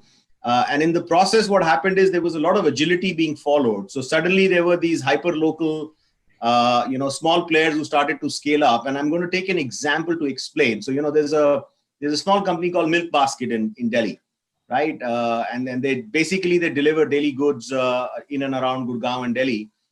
We used to do, maybe a 1 lakh, 2 lakh kind of business with them, very small. Today we are doing about 20 plus, right?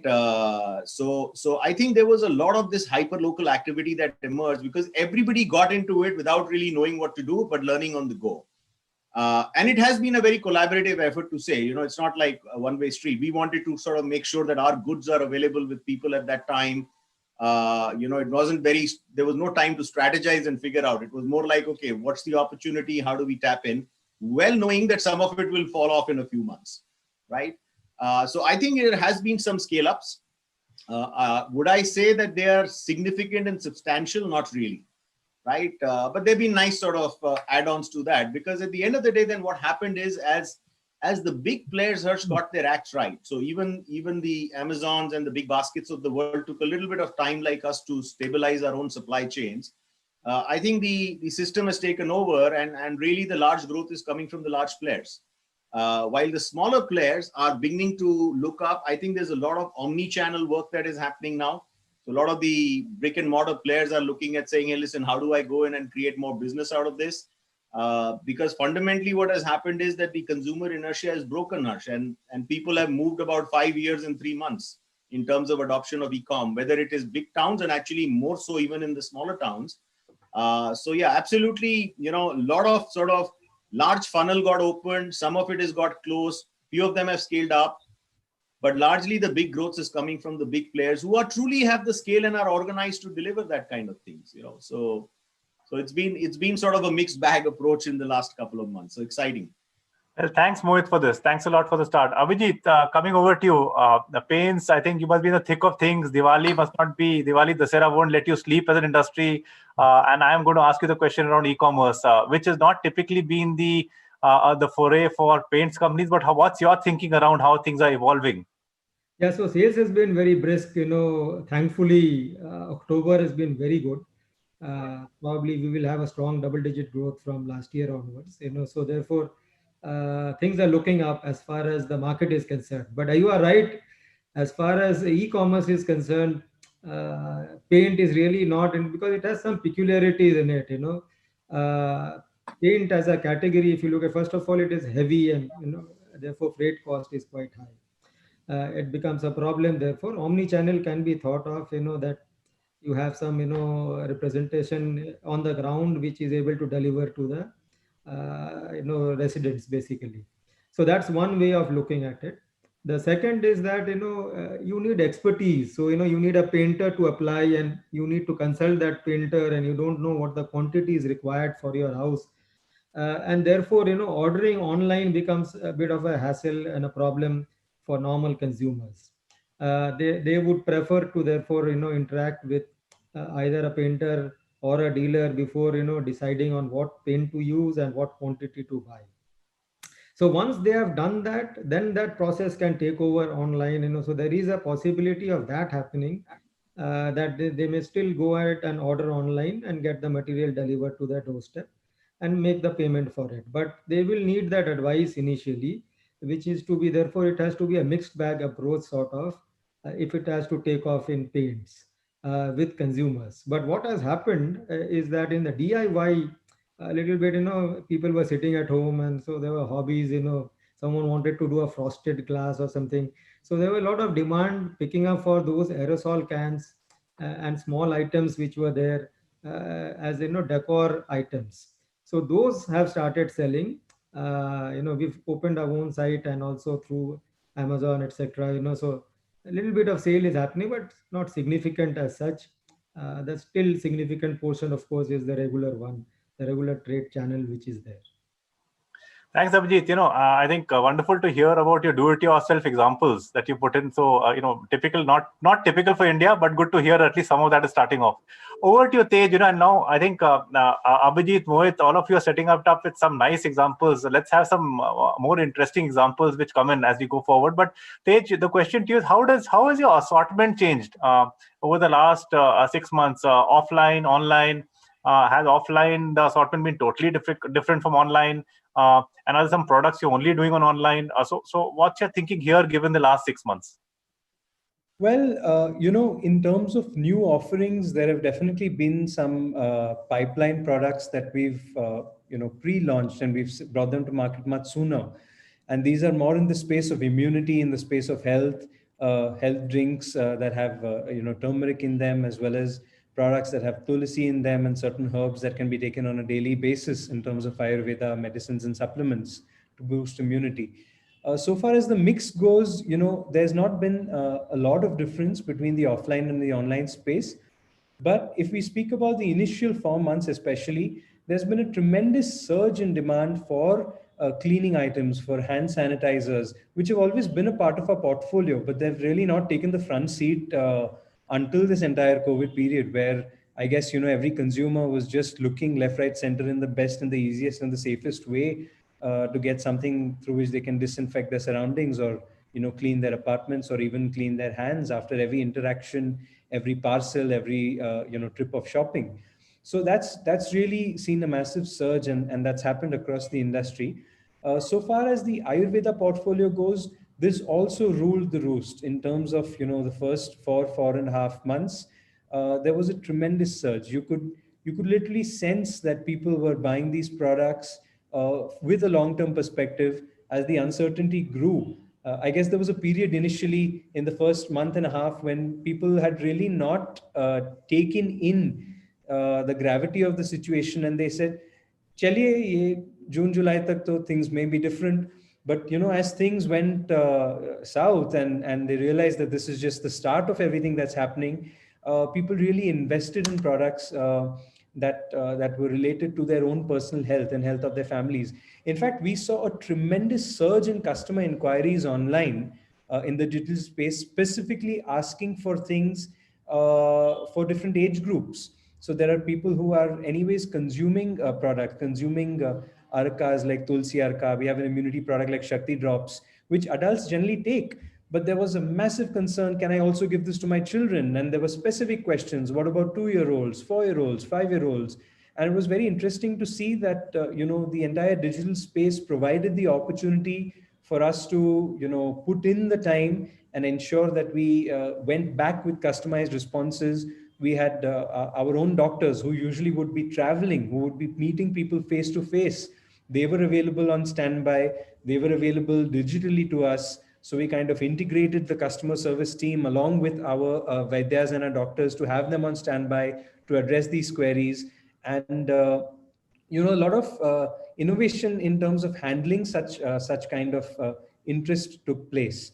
So I would say that, post that time, there has definitely been a certain leveling out, and now we see people are buying more in terms of a monthly cycle for the immunity range. And the food products, also the food ingredients, the masalas, rice, and the oils and the ghee, these have slowly started, taking a pickup over the last 2.5, 3 months and bringing back, the volumes. So not much of a difference in terms of the mix on offer, but the behavior of what worked, which categories worked over this entire 7 months, definitely different. Not easy to draw a parallel with previous quarters. It was just very, what shall I say, situation based, if that's the right way to put it. Thank you, Tej. Great to hear about the health side. Mohit, what about from your side? As we call it, the occasional indulgence, has it increased at home? Has it expanded from tier 1 to 2 and 3 cities for you in terms of business? How has it played out for you? Harsh, let me first go back to your question on assortment, and I think there's a fundamental difference between the e-com channel and the traditional channels now, and that fundamental difference is what dictates how you operate. There are many, but this is the one. If you go back, the channel of modern trade or even GT to some extent basically are selling real estate, right? That's what you're selling, right? That's what you're offering to your customers. Interestingly, e-com has no real estate to sell. So the assortment is infinite, right? As they call it. So an Amazon in India would be holding about 237 million SKUs, right? And they keep going on. They're very happy to go on and on and on because there is no real estate. It's all virtual. And I think that fundamentally changes the way that brands and marketers have to think about that channel, right? Every time you go to a brick and mortar retail, there's a huge amount of discussion on ROI, replacement, incremental space, et cetera, et cetera. All that goes away, right? The second piece is, while traditionally we think of e-commerce as a shopper channel, it's actually not a channel. It's a fully loaded medium in itself. It's end to end. I can go there, I can be marketed to, I can get awareness, I can get trial, and I can then close the sale on the same platform. And I think those two fundamentally drive. Now, first things first, I think that offers a unique opportunity to actually do play with e-com to get some of the innovations that a lot of the brands are trying to get in, right? So that does offer some opportunity. Of course, it's not cheap, let me put it like that, but it is possible, right? It gives you the scale immediately that you're looking for, number one. Number two, very much like what Tej mentioned, interestingly, what we've seen in the consumer and shopper behavior, a lot of the consumers actually went back to the core products. It was not the innovation that is driving, it's the core products, like in our cases, it was the core cereals that actually because people wanted to go back to things that they trust, things that they know about, right? Things that they feel comfortable with. So very much I want to go back to my trusted brands. Very much I want to go back to my trusted, product formats. And yeah, once in a while I will try out a new stuff. But, it happened in the first sort of 30 to 60 days. But once things settle, it's back to the ghee, it's back to the chawal, it's back to the cereal that I trust and I go back. So I think we've seen that behavior too.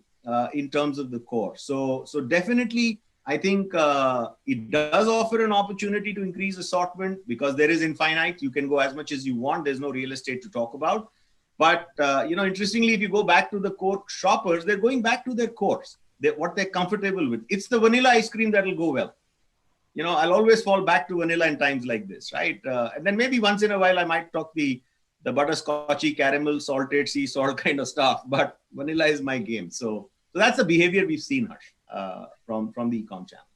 Well, it's very nice to hear that, because even I was talking to some of my colleagues from Europe and they seem to be talking assortment, and they also said that the assortment range would get focused on a lesser number of SKUs overall. Absolutely. They were also talking about going back to basics. So I think very synchronous with what we're hearing.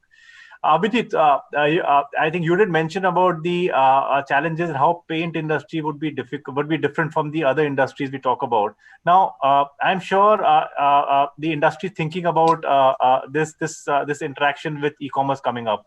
How are you planning going forward, looking at your front office, your middle office, or back office? Are there some specific things you're trying to put in place so that you're ready when the time comes up? So not directly related to e-commerce, but we have done some modifications and innovations of our own, based on, what the consumer feedback was, because there was this initial great hesitation from consumers to accept, painters into their house, to get the painting done.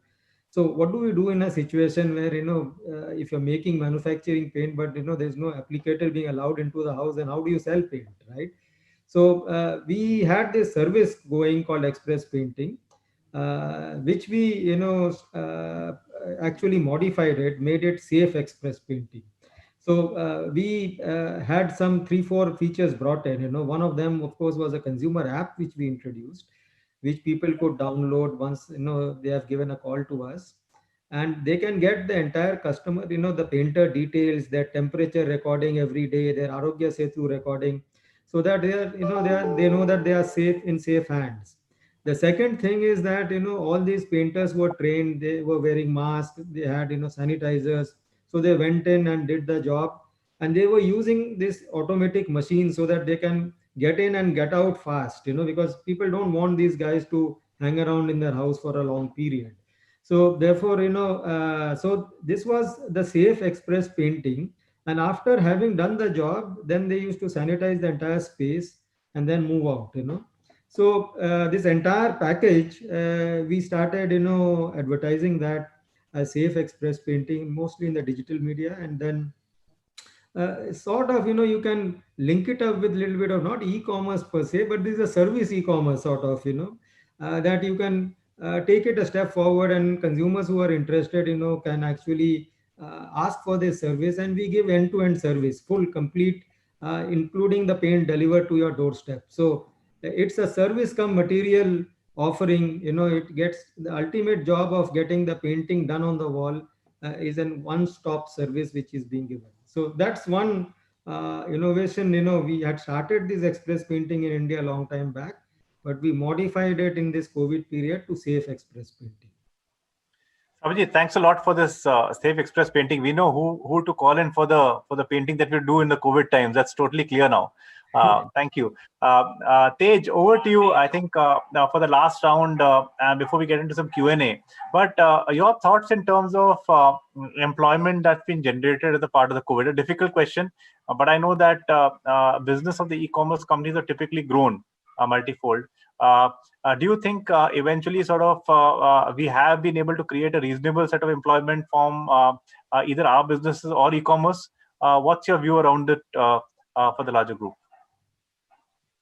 So, Harsha, basically, I have a few things to say here. One is during the period of COVID and when it was at its strongest, I believe that e-commerce really allowed an opportunity for even the supporting functions to carry on. So today, naturally there was demand, and for our category of food and health and FMCG products, one cannot stock up beyond a point. And the very fact that e-commerce allowed an opportunity for efficient delivery systems of these things allowed even the back end to thrive. So when we talk about contract workers that work in the factory. Of course, safety protocol has to be followed, and each and every company has gone out of the way to ensure that that is taken care of. Whether it's even the occupancy of space per square foot, they've gone out and utilized unconventional space within their own factories to see that there is that comfort and safety in working. But for us personally, the workforce was very supportive. They were present. They understood that they're in a space of health and food and essential items. And touch wood, we had a very healthy workforce through this entire period. When it comes to e-commerce, I don't think that it is something that has seen a temporary surge. A lot of these habits have continued even now when we start going into the office partially, and some people come in partially. We're still habituated to go back to our phones and to our apps and see what we could order in the evening, rather than say, no matter, I need to go into work, but I may not need to really stop at the kirana store. It's okay, I'm kind of habituated for waiting a day or 2 days and 3 days, and getting that across to me. So I feel that there has been a lot of opportunity created. Also, in the space of deliveries, there has been a lot of opportunity created. So we've seen a lot of companies who have moved out from their core area of food, and then also become delivery systems for retail. So I feel that this is something that will continue, and it's the overall story of e-commerce in India. I don't think that there are going to be any drops in terms of the creation of employment that has happened during this period. I only see it growing. People are the backbone. No matter what automation comes into play, and AI systems are applied, people are really the backbone of ensuring that the end mile delivery takes place. And in our country, it's very people driven. So I feel that definitely it's something that will benefit the entire space of employment for time to come. Thanks, Tej. Good to hear that. Mohit, what would be your view? A lot of the companies that we interact with also talk about the high margins that may be required for new startup companies to be paid for logistics, etc. Now, do you think some of the companies have no choice and they have to go in for that, or it's a mutually beneficial game? Are there other elements which new startups, smaller companies are missing out in the larger scheme of things, which I guess you see because you're a much more larger company and know the larger picture? I think, we've been studying the startup ecosystem for some time, Harsh, and I think it plays out, in a very simple form. I think the ecosystem that has come over the last 20, 25 years is there's a mutual coexistence of scale companies and startups, and both of them have a role to play. And I'll give you an example. What a startup does really well is, and I'll just take the India business scenario. It does really well to sort of scale up fast and quick to a 5 to 10 million business. Yeah.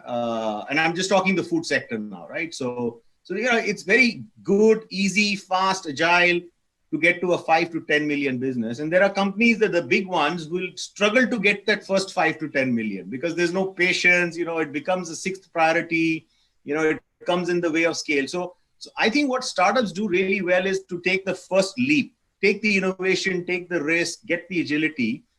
But once you reach that 60 to 70 crores, about 10 odd million, scale it up to the next 100 is where other companies do it better, right? So it's very easy for a big company now to take, one of the biggest barriers that startup face is scale distribution. For example, in a country like ours, where there are 8 million retail stores, right? So I think there is a mutual coexistence that happens.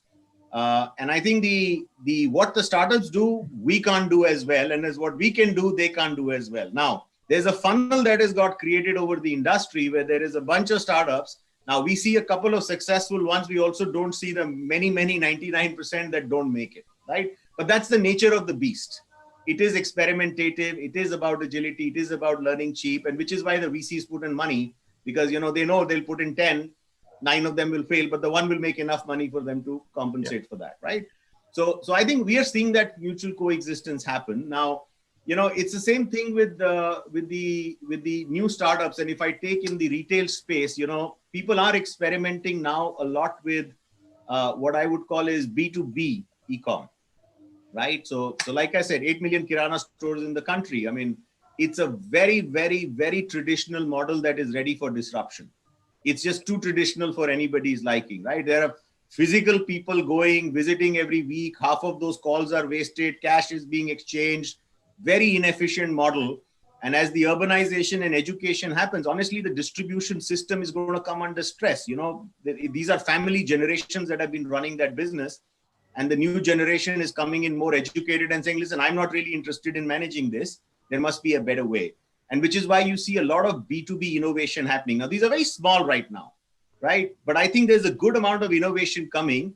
And then you will see the same ecosystem come in place. When somebody reaches a certain scale, there will be the large one that will come in and says, now I know the model works. Now let me take it from you and scale it up. So I think there's a good sort of mutual ecosystem, which happened for technology, is happening in the FMCG sector. And now we are seeing that kind of stuff happening in e-com also, both in terms of, new models coming up, some of them failing, some of them getting to the initial sort of hump, the critical mass. And then I think the big ones will take over and rapidly scale some of them up. So it's going to be interesting times in the coming years to see how that goes. Thanks, Mohit. Good to hear around that. Abhijit, as we go into the questions, I think I take you up again on your digital safe painting. Do you think eventually, from the digital standpoint, it's leading to additional employment, or is just recycling of the employment that was there in the past? No, there will be some amount of additional employment for sure, because people have to visit there to supervise, the work as well. It is also involving, a different qualitative work, so there again, the skill set required is also improving because they're using these automatic machines, the servicing of these machines. So you need service engineers. So there is a linkage there, so yes, it adds up to a little bit of employment increase as well. That's little bit that we can do from our side. Thank you, Abhijit. So I think thanks a lot, Tej, Mohit, and Abhijit. If it's okay with you, we'll take some questions. I'll call out the names of the people, and as I look through my chat, and it's not addressed to anyone in specific, but feel free to sort of jump in, or perhaps I can guide it through. I think the first question is from Abhishek Ganguly from Lucknow, who's talking about: do you think this pandemic has accelerated implementation of technology overall? So, Tej, why don't you sort of pick this one, and then I can move the next one to Mohit, I guess. Yeah, sure, Harsha. So, as I said, yes, I feel that it definitely has accelerated the implementation of technology. It has also catalyzed, people to think of technology because, I think Mohit mentioned earlier, it's also about, running around like headless chicken in the beginning and wondering, where to start. And, you only start with what's in front of you. But beyond that initial phase, people really started thinking and they said, there has to be a better way of doing this and there has to be a way around this. And I think technology provided that answer. So whether it is, we have so many doctors, their consultation, there were people who would be meeting them every month. And they said, we're not comfortable not checking in again with you. And that brought about the entire surge in terms of the digital aid and the consultations. We had a lot of requests for programs, do's and don'ts, what can be done. So I feel that all of this has a backing of technology. In terms of FMCG and retail, we've seen over the past several years, more so over the past 4 to 5 years, that there has been a lot of technology applied even for the catering of the brick and mortar stores. And now we see that taking a different turn altogether. There are different areas which are being applied to integrate the retailer to see that how he can do better. There are in-betweens who actually are making a business out of it and enabling them. So certainly, I think like any other industry at this day and age, it cannot be ignored. One has to move there quickly and have a lot of agility and also a little bit of risk appetite, because not everything works. There is investment of time and effort and people to actually roll it out and see, did it really work? It's not something that just works like that. And yeah, it's complementing definitely all the business that's going on in the FMCG sector. Thanks, Tej. Thanks, Tej. Moving to the next question, Anil Rajpal from Gurgaon is asking us about how do you see the industry evolving given the consolidation and acquisition by players? Mohit, perhaps you, given you talked a lot about the smaller players and acquisition, maybe what's your view around it? So I think, how should I put this? Survival of the fittest is a reality, right? So it's bound to happen. It will continue to happen. It's just how the whole economic model of the human race is built around. I think consolidation will happen. It's already happening. And I think at the end of the day, there will be a couple of players left who have sort of mutually exclusive capabilities to win in different domains, right? That's how the system will work. But like I said, I think it's fascinating to see that the innovation model, and I might be declaring my age here when I say this, so let me just say it anyways. Growing up, the innovation model was what I call is the protective model. It was inwardly bound. So you put in a lot of money into R&D. You sort of create that as a competitive advantage. You keep doing that. Today it's an open source innovation model. And that's where the startups, as I was explaining, start to come in. So I don't need to invent everything because I've got a million people, young kids, bright kids who are experimenting. All I need to do is to build an ecosystem that I can choose the right ones from and then scale it up. So if you look at companies that are doing really well, Google is a great example of that. But if you look at some of the Chinese companies, they have not built R&D, but they have built a very strong ecosystem of broad basing, reaching out, as they call it. And you let the millions of kids in Israel and China and India and America and God knows wherever they are continue to innovate. But the capability you need to acquire is to filter that and make sure that you have a view on it and then make the right bets. So definitely on the front end, consolidation will happen. But at the back end, actually, it will be fragmentation because more and more people will then be trying new stuff. And that's how, this will propagate itself forward. But that's one person's point of view. It remains to be seen what happens. Mohit, thank you. Thank you very much. I'll take the last question here. It's anonymous, but perhaps Abhijit, for you. Now, the question's around sales as we go into the festival season. Is there going to be a very strong uplift in the tier 1 cities, or will it be the tier 2 and tier 3 as it plays out in terms of your view? So our experience has been that the tier 2, tier 3 cities have really picked up. It was already having a good, run rate before the season. Actually, it was the one which was, keeping alive hopes for everyone. But now I see a movement also happening in the tier 1 cities as well. It's also looking up. So now, therefore, that's the reason why, many of the companies you would have seen, the results also of many of these companies like Cement, or for that matter, even some of the FMCG companies which have declared results so far have been, much beyond what one would have anticipated. So, therefore, that's a good sign. Probably some of the pent-up demand also of the past few, in the initial 2 months would be coming back now at this stage. The car industry also doing exceptionally well. Of course, driven by other factors as well, like, the safety angle, and therefore people want to buy a car to travel, and they don't have public transport as of now. So there are various issues, which are there. But as of now, tier 2, 3 looks like, better bets. Tier 1 also looking up. Thank you, Abhijit. I think that brings us to the end of this panel. I'd like to give a big thanks to Mohit, yourself, Abhijit, Tej. You made it very easy for me to moderate this panel. I'm sure everyone has enjoyed it. And hopefully we have this session in person next time around. But thanks again to all the people viewing this, and thanks to the panelists. Thank you very much. Thanks, sir. Harsh, thanks a lot. And you're a natural, so an alternative career is in play. No worries. Thank you. See you guys. Thanks a lot. Thank you. His recent book, The Sentient Enterprise, was published in October 2017. He's won lots of awards at Kellogg, as well as the Accenture Award for the best paper in 2001. He currently is a fellow of the, he's on the board of directors at Reliance Jio and advises several technology startups. He's a fellow of the Institute of Business Markets, ISBM, at Penn State University, and a member of the advisory board at Chicago Innovation.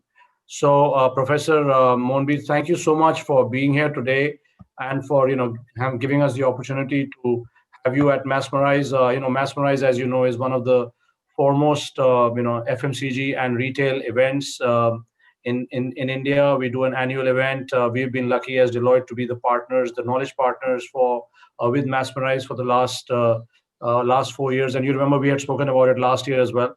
So over to you. Maybe it'll be good for you to just do a brief introduction about yourself as well, over and above what I've said, and then maybe if you can run us through what you are looking at in terms of growth and innovation in uncertain times. It'll be, I'm sure, people are going to really find it very, very interesting. And we have roughly about half an hour for this session. So over to you, Mr. Sani. Okay, good evening, everybody, and it's a real pleasure to be speaking to you all. And I wish I could be there in person, but this is the way we live right now. We live virtually, we live vicariously.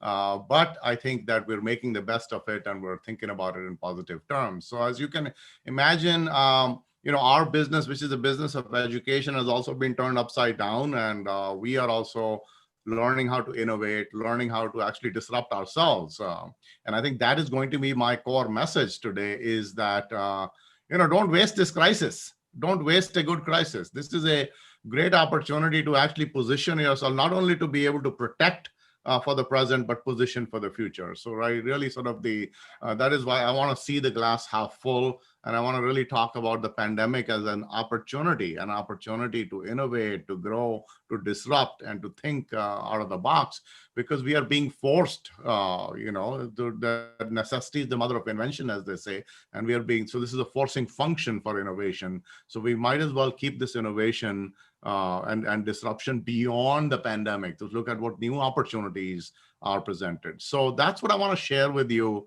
And some perspectives, some trends, and some themes that I'm seeing in disruption and innovation in uncertain times. And actually, I want to just emphasize that uncertainty, disruption, recession, these are actually great times to innovate, because clearly what we have isn't working, and we need to adapt, we need to change. So let's sort of begin with, I've written an article when the pandemic broke. It was as early as in April. About sort of this new normal, reflections on sort of what some of the behavioral shifts that we are going to see that will persist. And I'm not going to describe these trends or themes. By the way, you can check it out on LinkedIn and so on my profile. But I just want to bring you to this analogy. The analogy is a rubber band. Now, if you pull a rubber band and you stretch it out and and put it under a lot of stress, and then you release it, it doesn't go back to its entirely stress shape. It is deformed slightly. So this is what's happening to our world of business, our lives, the way we work, the way we shop, the way we access healthcare, the way we sort of entertain ourselves, the way we stay fit.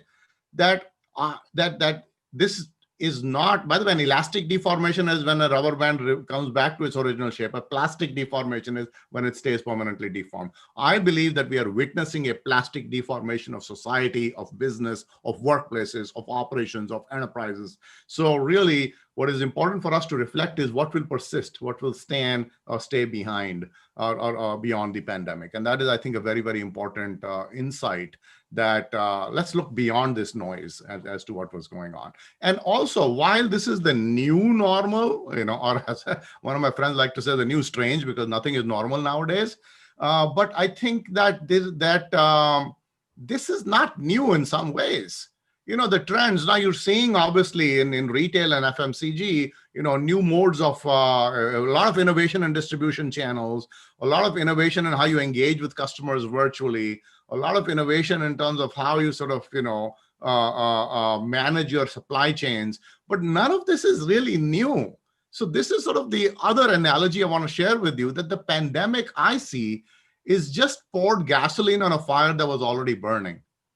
So I see the pandemic as an accelerant of change, but change that was already happening, change that was already occurring, trends that were already in place.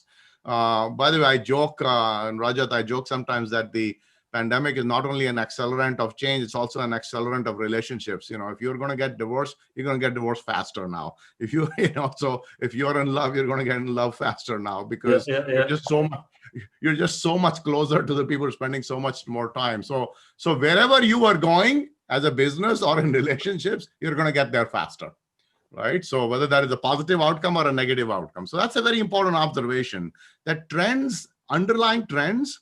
And by the way, what are those underlying trends? The underlying trends are we've been talking about digital disruption and digital transformation for some time. And what are the drivers of that digital transformation and digital disruption? It is the evolution of sensors and devices. It is the evolution of networks, to transmit the data that's coming from these devices. It is the evolution of cloud computing that allows you to now analyze this data and manage it at scale. And it's the evolution of artificial intelligence and machine learning. These are the four fundamental technology themes: sensors and devices, networks, whether they're wired or wireless networks, cloud computing, and AI and machine learning. Put together, this is creating a transformative set of forces for change. And by the way, no other place in the world has seen so much change as in India.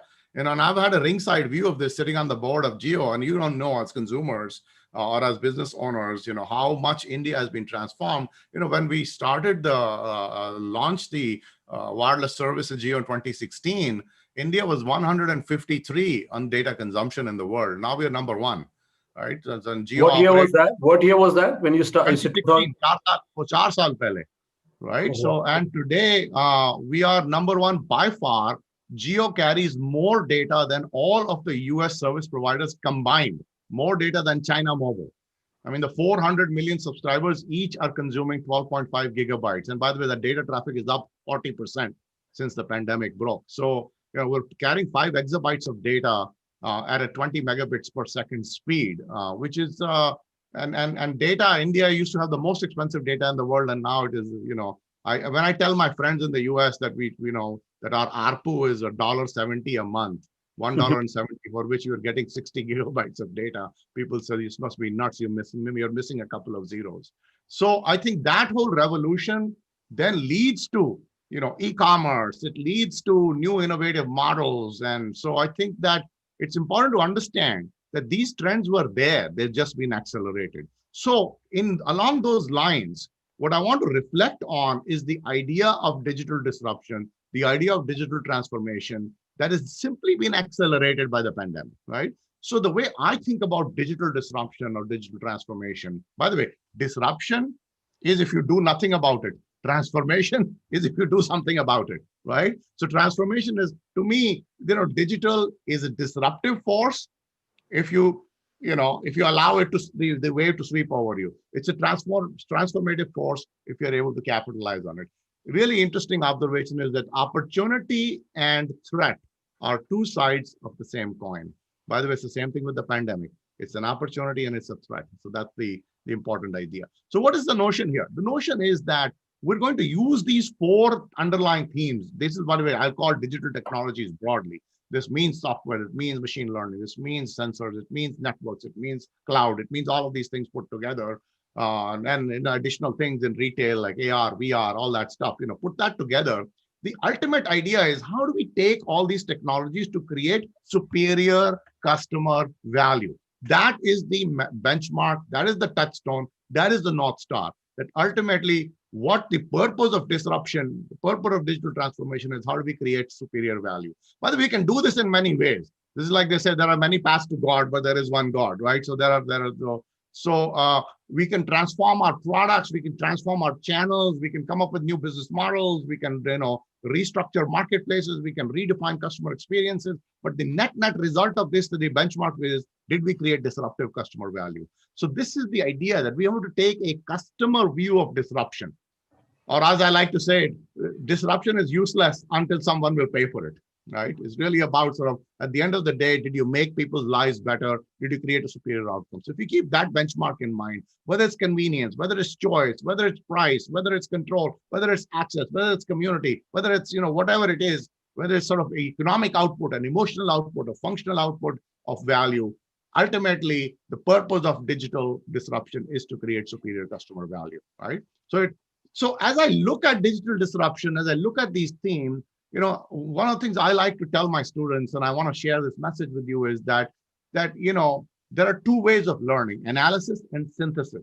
Analysis is taking a problem and breaking it down into its component parts, right? The analytical approach. Synthesis is actually the reverse. It's about connecting the dots to see patterns.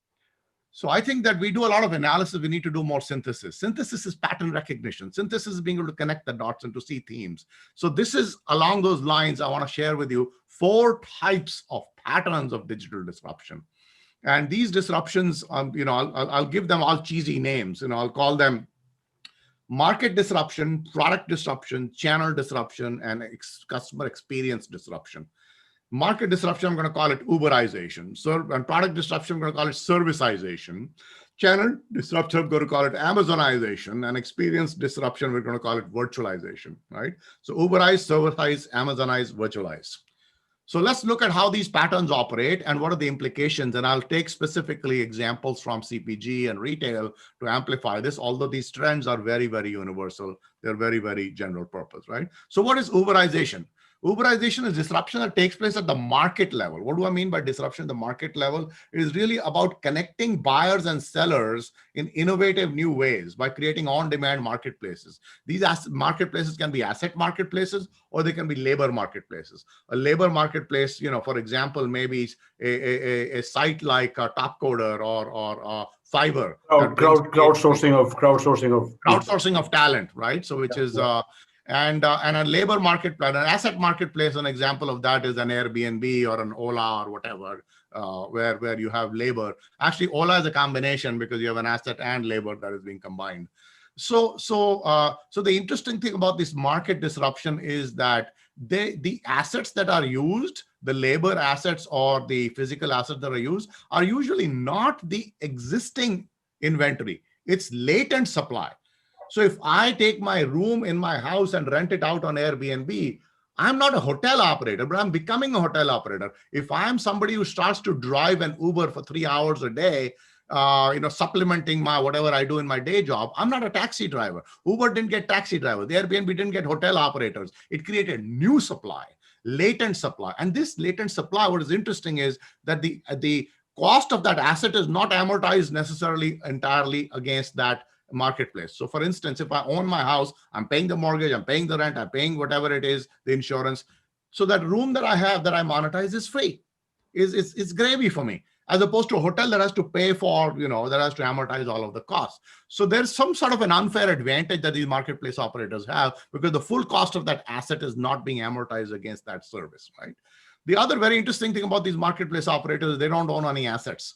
Right? They actually just orchestrate connections between buyers and sellers, right? So that is the idea. And of course, this creates strong network externalities. So let me take, you all know about Uber. Why am I calling it Uberization? Because Uber and Airbnb are examples of this. But let me take some creative examples. So I met these guys in Bangalore last year. And I don't know if some of you know this company. It's called DocsApp. A 26-year-old guy from IIT Madras, the guy's like 4 foot nothing and 26 years old. I said, "Tere ko healthcare ke baare mein kya aata hai?" Kehta, "Kuch nahi. I'm just an engineer from IIT Madras, and this is what he has created." He has basically Uberized the marketplace for doctors in India. His insight is that 9 out of 10 specialists are in the top 10 cities, and 9 out of 10 patients in India are outside the top 10 cities. So how you make a connection between the two, where you can chat with a specialist doctor in 30 minutes. Right. By the way, he also has an AI front end that does the triage, that asks you, what do you think is wrong? And it gives the doctor the likely diagnosis and so on. So this guy, when I met him last year, was doing 150,000 consultations a month, which is more than any hospital that does in India.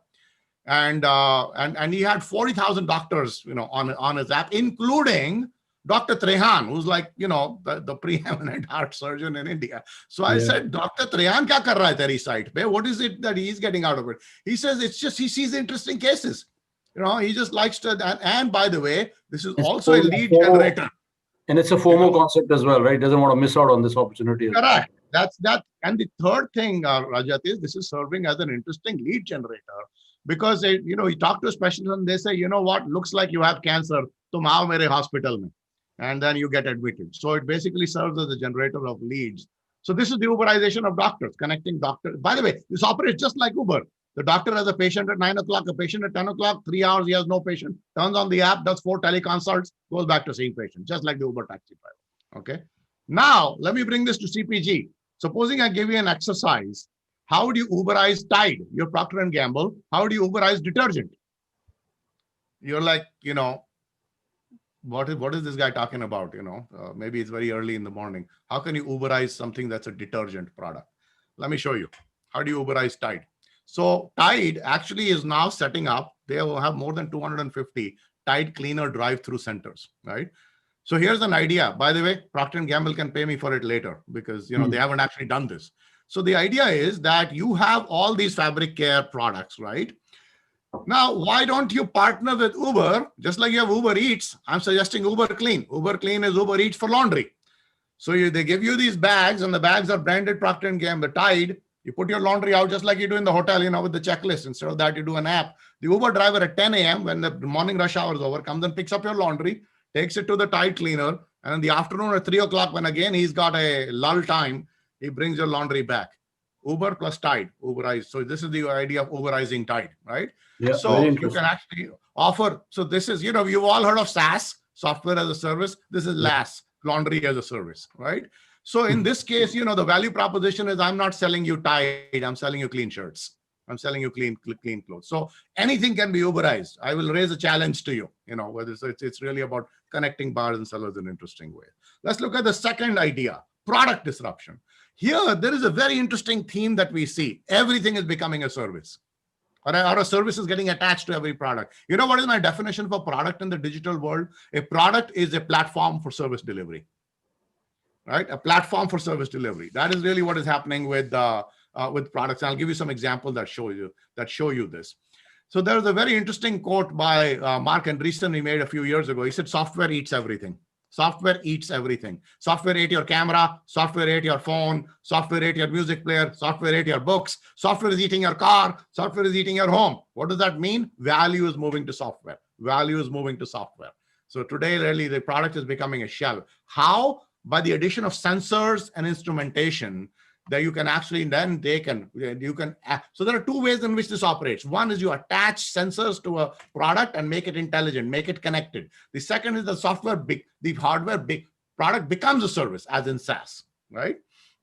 So now, of course, about SaaS, software as a service. You know about PaaS, platform as a service, infrastructure as a service, right? So this is the idea of the rise of the subscription economy, the idea that, that you can actually create a service revenue stream and attach it to any product. Let's look at a couple of examples. Some of you might know about Peloton. Peloton is they make an exercise bike and a treadmill, but that's not what the value proposition is. It's really the idea that they connected this television screen to it and connected it to this community of content and a leaderboard. So they basically attached a subscription service that is streaming content, leaderboards, community, competition. So basically it's the gamification and the community aspect that was added to fitness. So they converted a stationary bike into a customer experience powered by streaming content. Classes become shows. And by the way, this is what their instructors look like. It's talent. It's basically their media personalities. So the interesting thing is, Monvi, the screen, are you showing any screens? Because the screen is not moving. The screen is not moving? I've still got Uberizing doctors here, so just check. I don't know. Let me reshare my screen. Let me reshare my screen.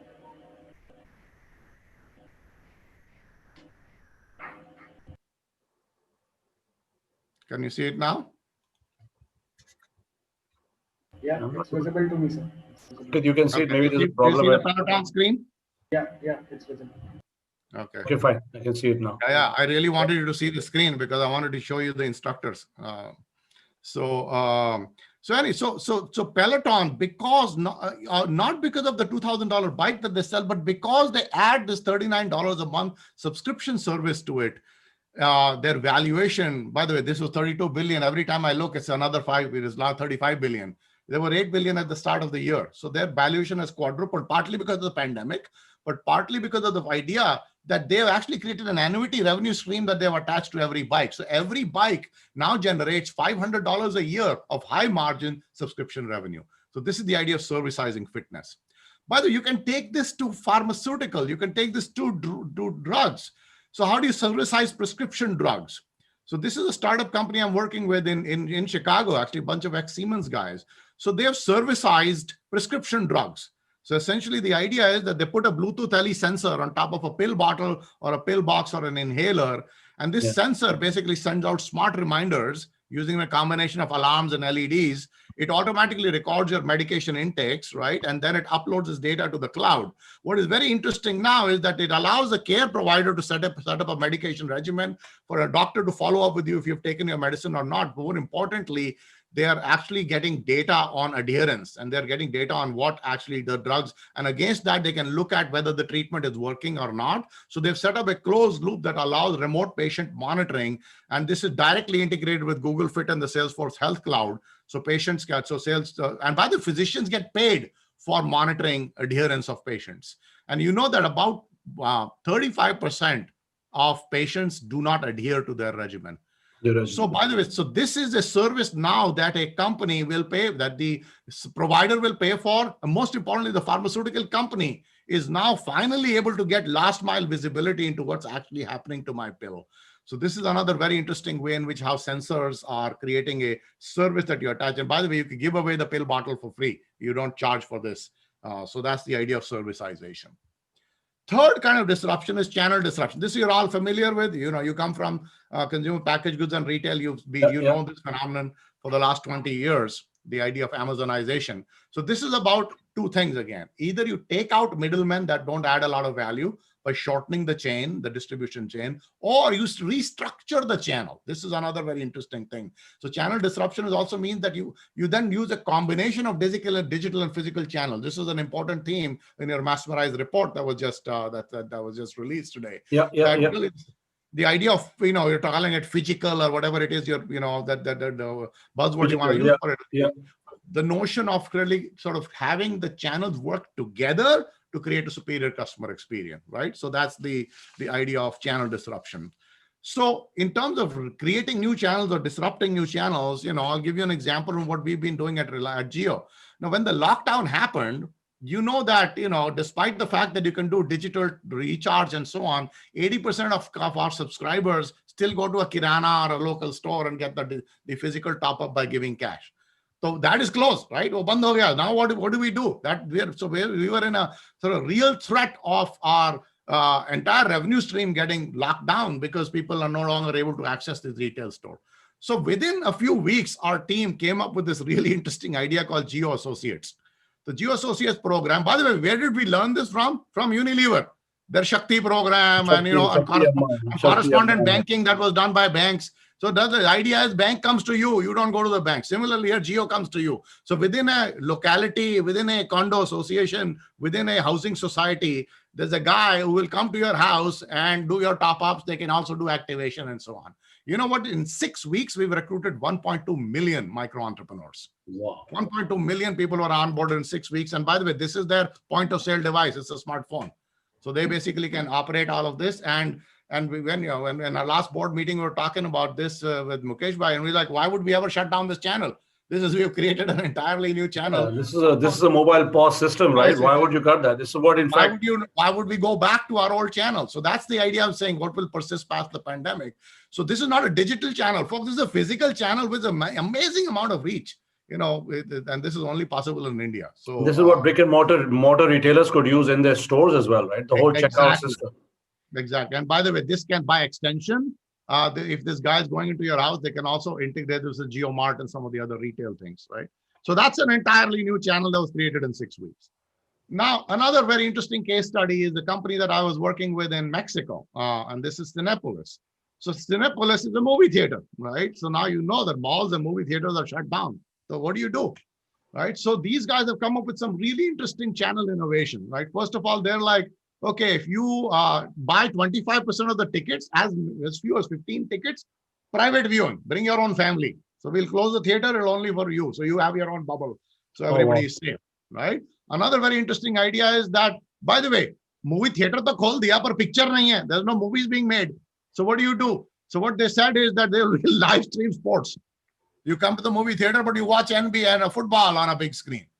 The other thing that they've started to do is that they've created Cinepolis Click, which is a streaming service of their own, where you consume first-run movies at home. But what they've done with this is, what happens to this food?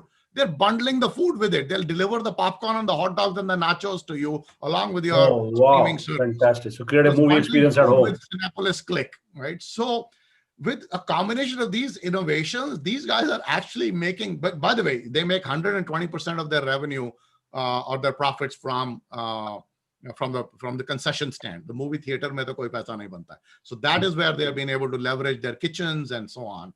So this is how, you create interesting channel innovations. The fourth kind of disruption, the final kind that I want to talk to you about, is experience disruption, right? So this is about creating a next generation customer experience by leveraging digital technologies to engage customers in innovative ways. By the way, this has been a traditional problem for your FMCG companies. FMCG companies haven't had a lot of direct and consumer connection. Yeah, they've gone through retail, right? So this is the challenge, and you don't even own that data. That data is sitting with the retailers and so on. So digital now offers you an interesting way to actually create DTC, direct to consumer, interactions in creative new ways.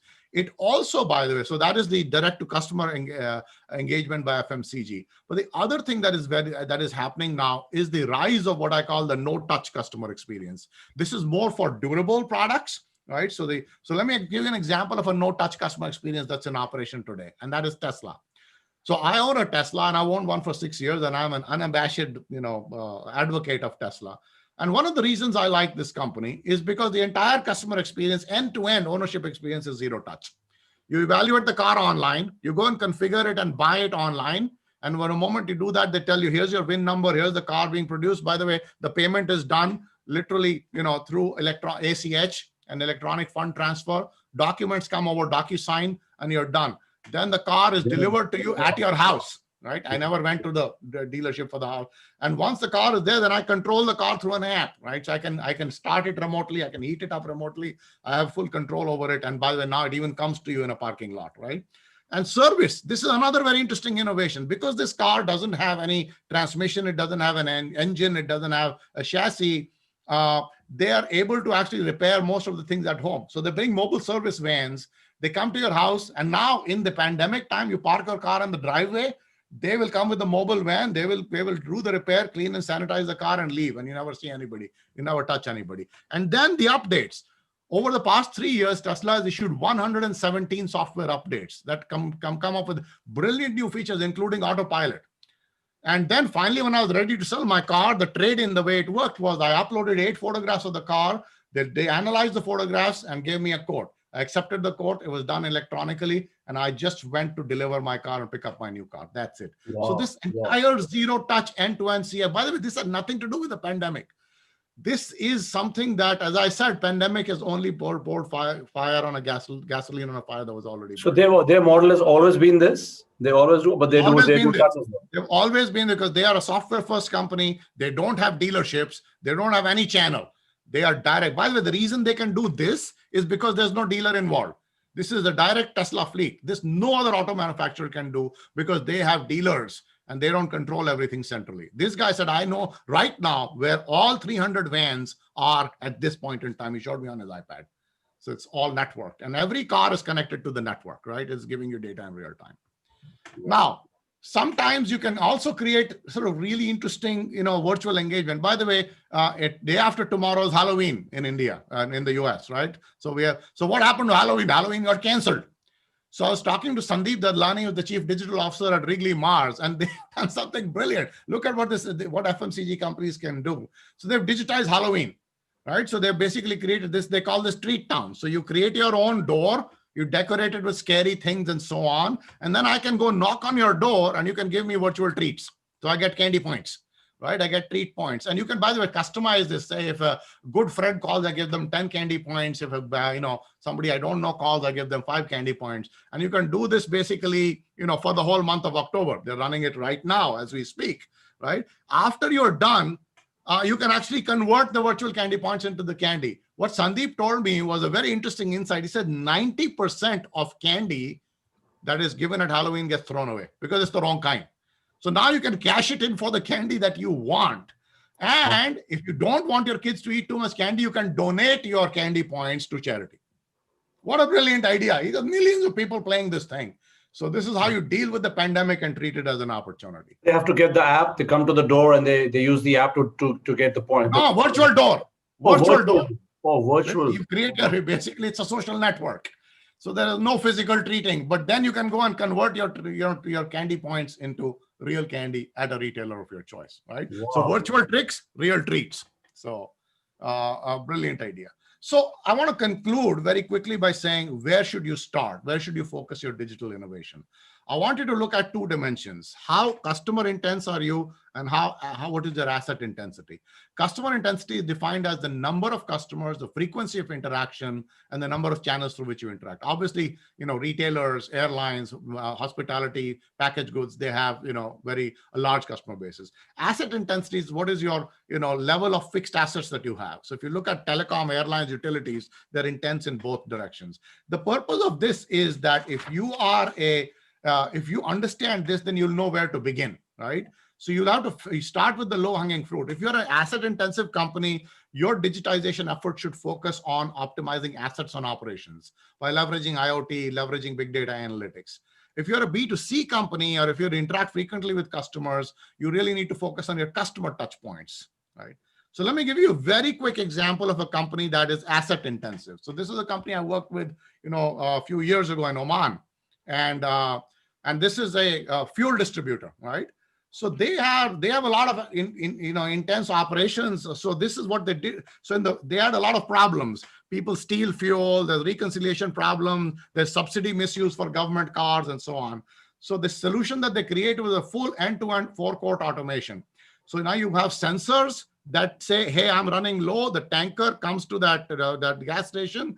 And then when the fuel pump is talking to the car, it's done through RFID. So there's no cash exchange. The car says, I'm a government car. Please give me a discount. And all this data is sent to the head office. So pricing can be done in real time. No cash is exchanged. Reconciliation is automatic. There is no fuel pilferage. And there is automated optimization of where the fleet is or the tankers are going. So that is an example, of automation. So in conclusion, I want to leave you with 5 takeaways, because 5 is the number of fingers I have in my hand. That's how much I can keep in my head. The first key message is that the pandemic is required to deal with current business challenges, but it's also a historic opportunity for disruptive innovation. So don't waste this crisis. Don't think only about tomorrow. Think about what lies beyond. Then, as you think about this, it's digital disruption is a way. There is a wave that had already come. It's just being accelerated. And it is about creating a transformative customer value by disrupting markets, products, channels, or the customer experience. And those are the 4 patterns of digital disruption: Uberize, Servicize, Amazonize, and Virtualize. The last thing I said is, where should we start? Start with the low-hanging fruit by figuring out whether you have customer intensity or asset intensity, and starting with either the customer touch points or operations and assets as your starting point. Last thing I want to say is that this is not a middle management initiative. You really need to think top down, take an enterprise view, and drive innovation from the top.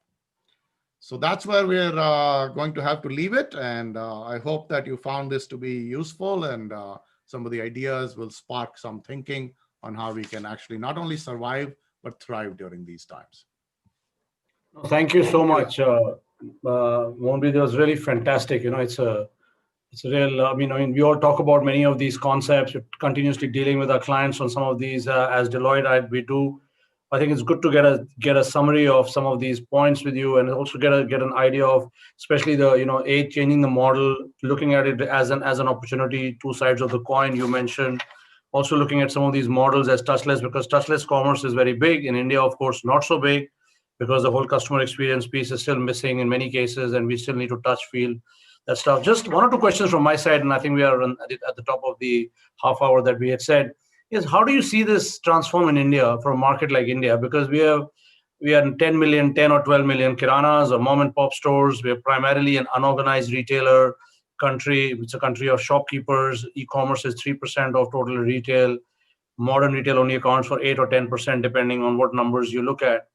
So where do you see that? Obviously, these 2 models are anyway automated, and they're relatively good, and they're moving fast now, especially during this crisis.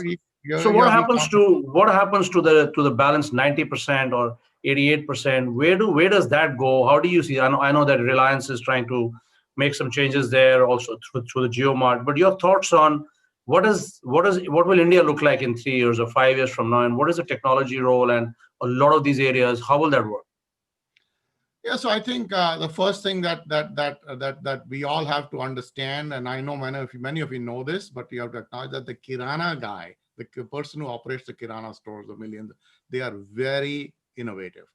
They are very jugadu, and they're not going anywhere because they really know how to manage their customer relationships and how to have that last touch point. And by the way, customers also are not going to change their behavior.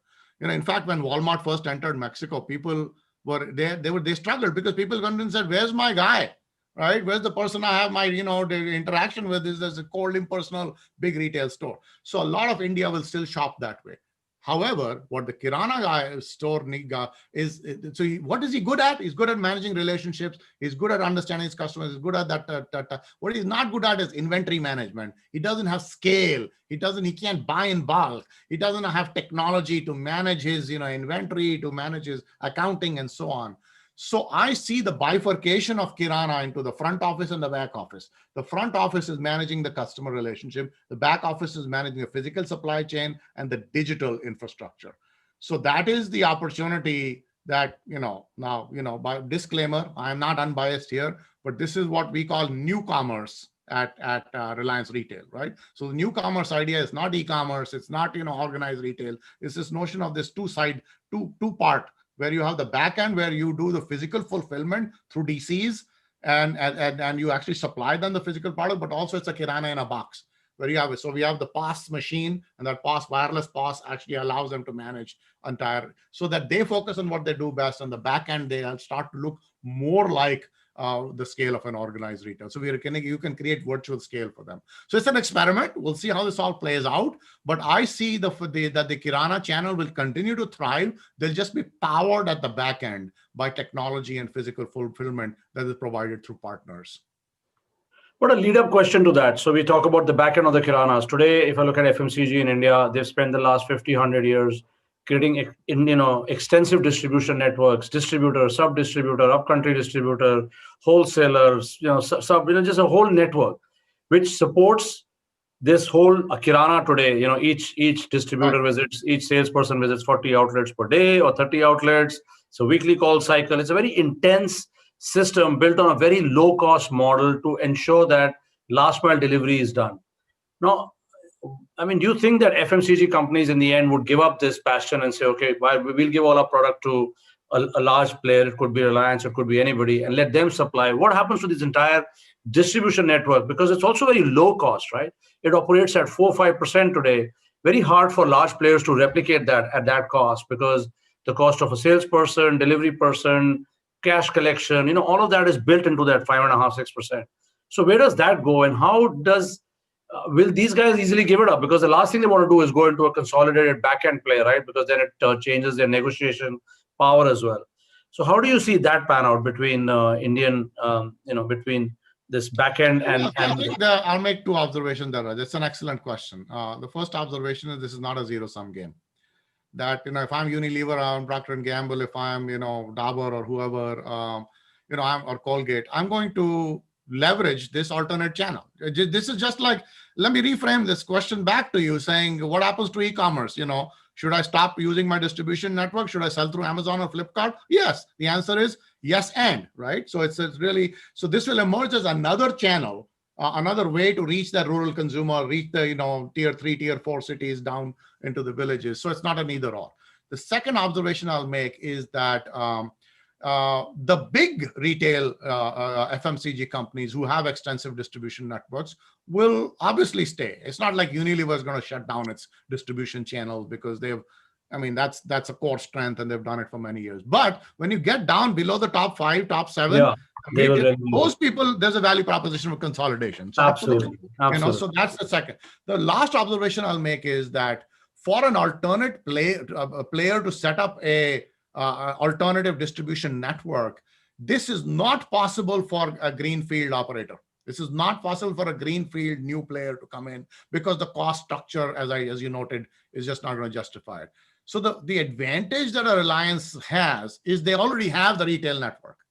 So if I'm able to leverage, this is like Walmart creating its express delivery, which they did after the pandemic. They were able to launch it in 2 months. Why? Because they're using their existing DCs, they're using their existing, retail stores as fulfillment. So if Reliance didn't have that 10,000 store footprint and the distribution center network, there's no way this can be. So I'm saying a new player can't do this, but there is an opportunity for somebody who already has a network in place.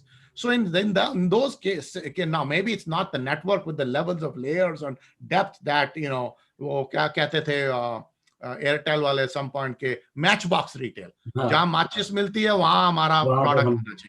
Maybe it's not माचिस level, but you know what? We already have 1 million geo points. Yeah, so that is March's level. So it's a pretty deep network, and leveraging that to be able to now do physical fulfillment is the interesting opportunity. So, but you know what? TBD. We'll see how it all plays out.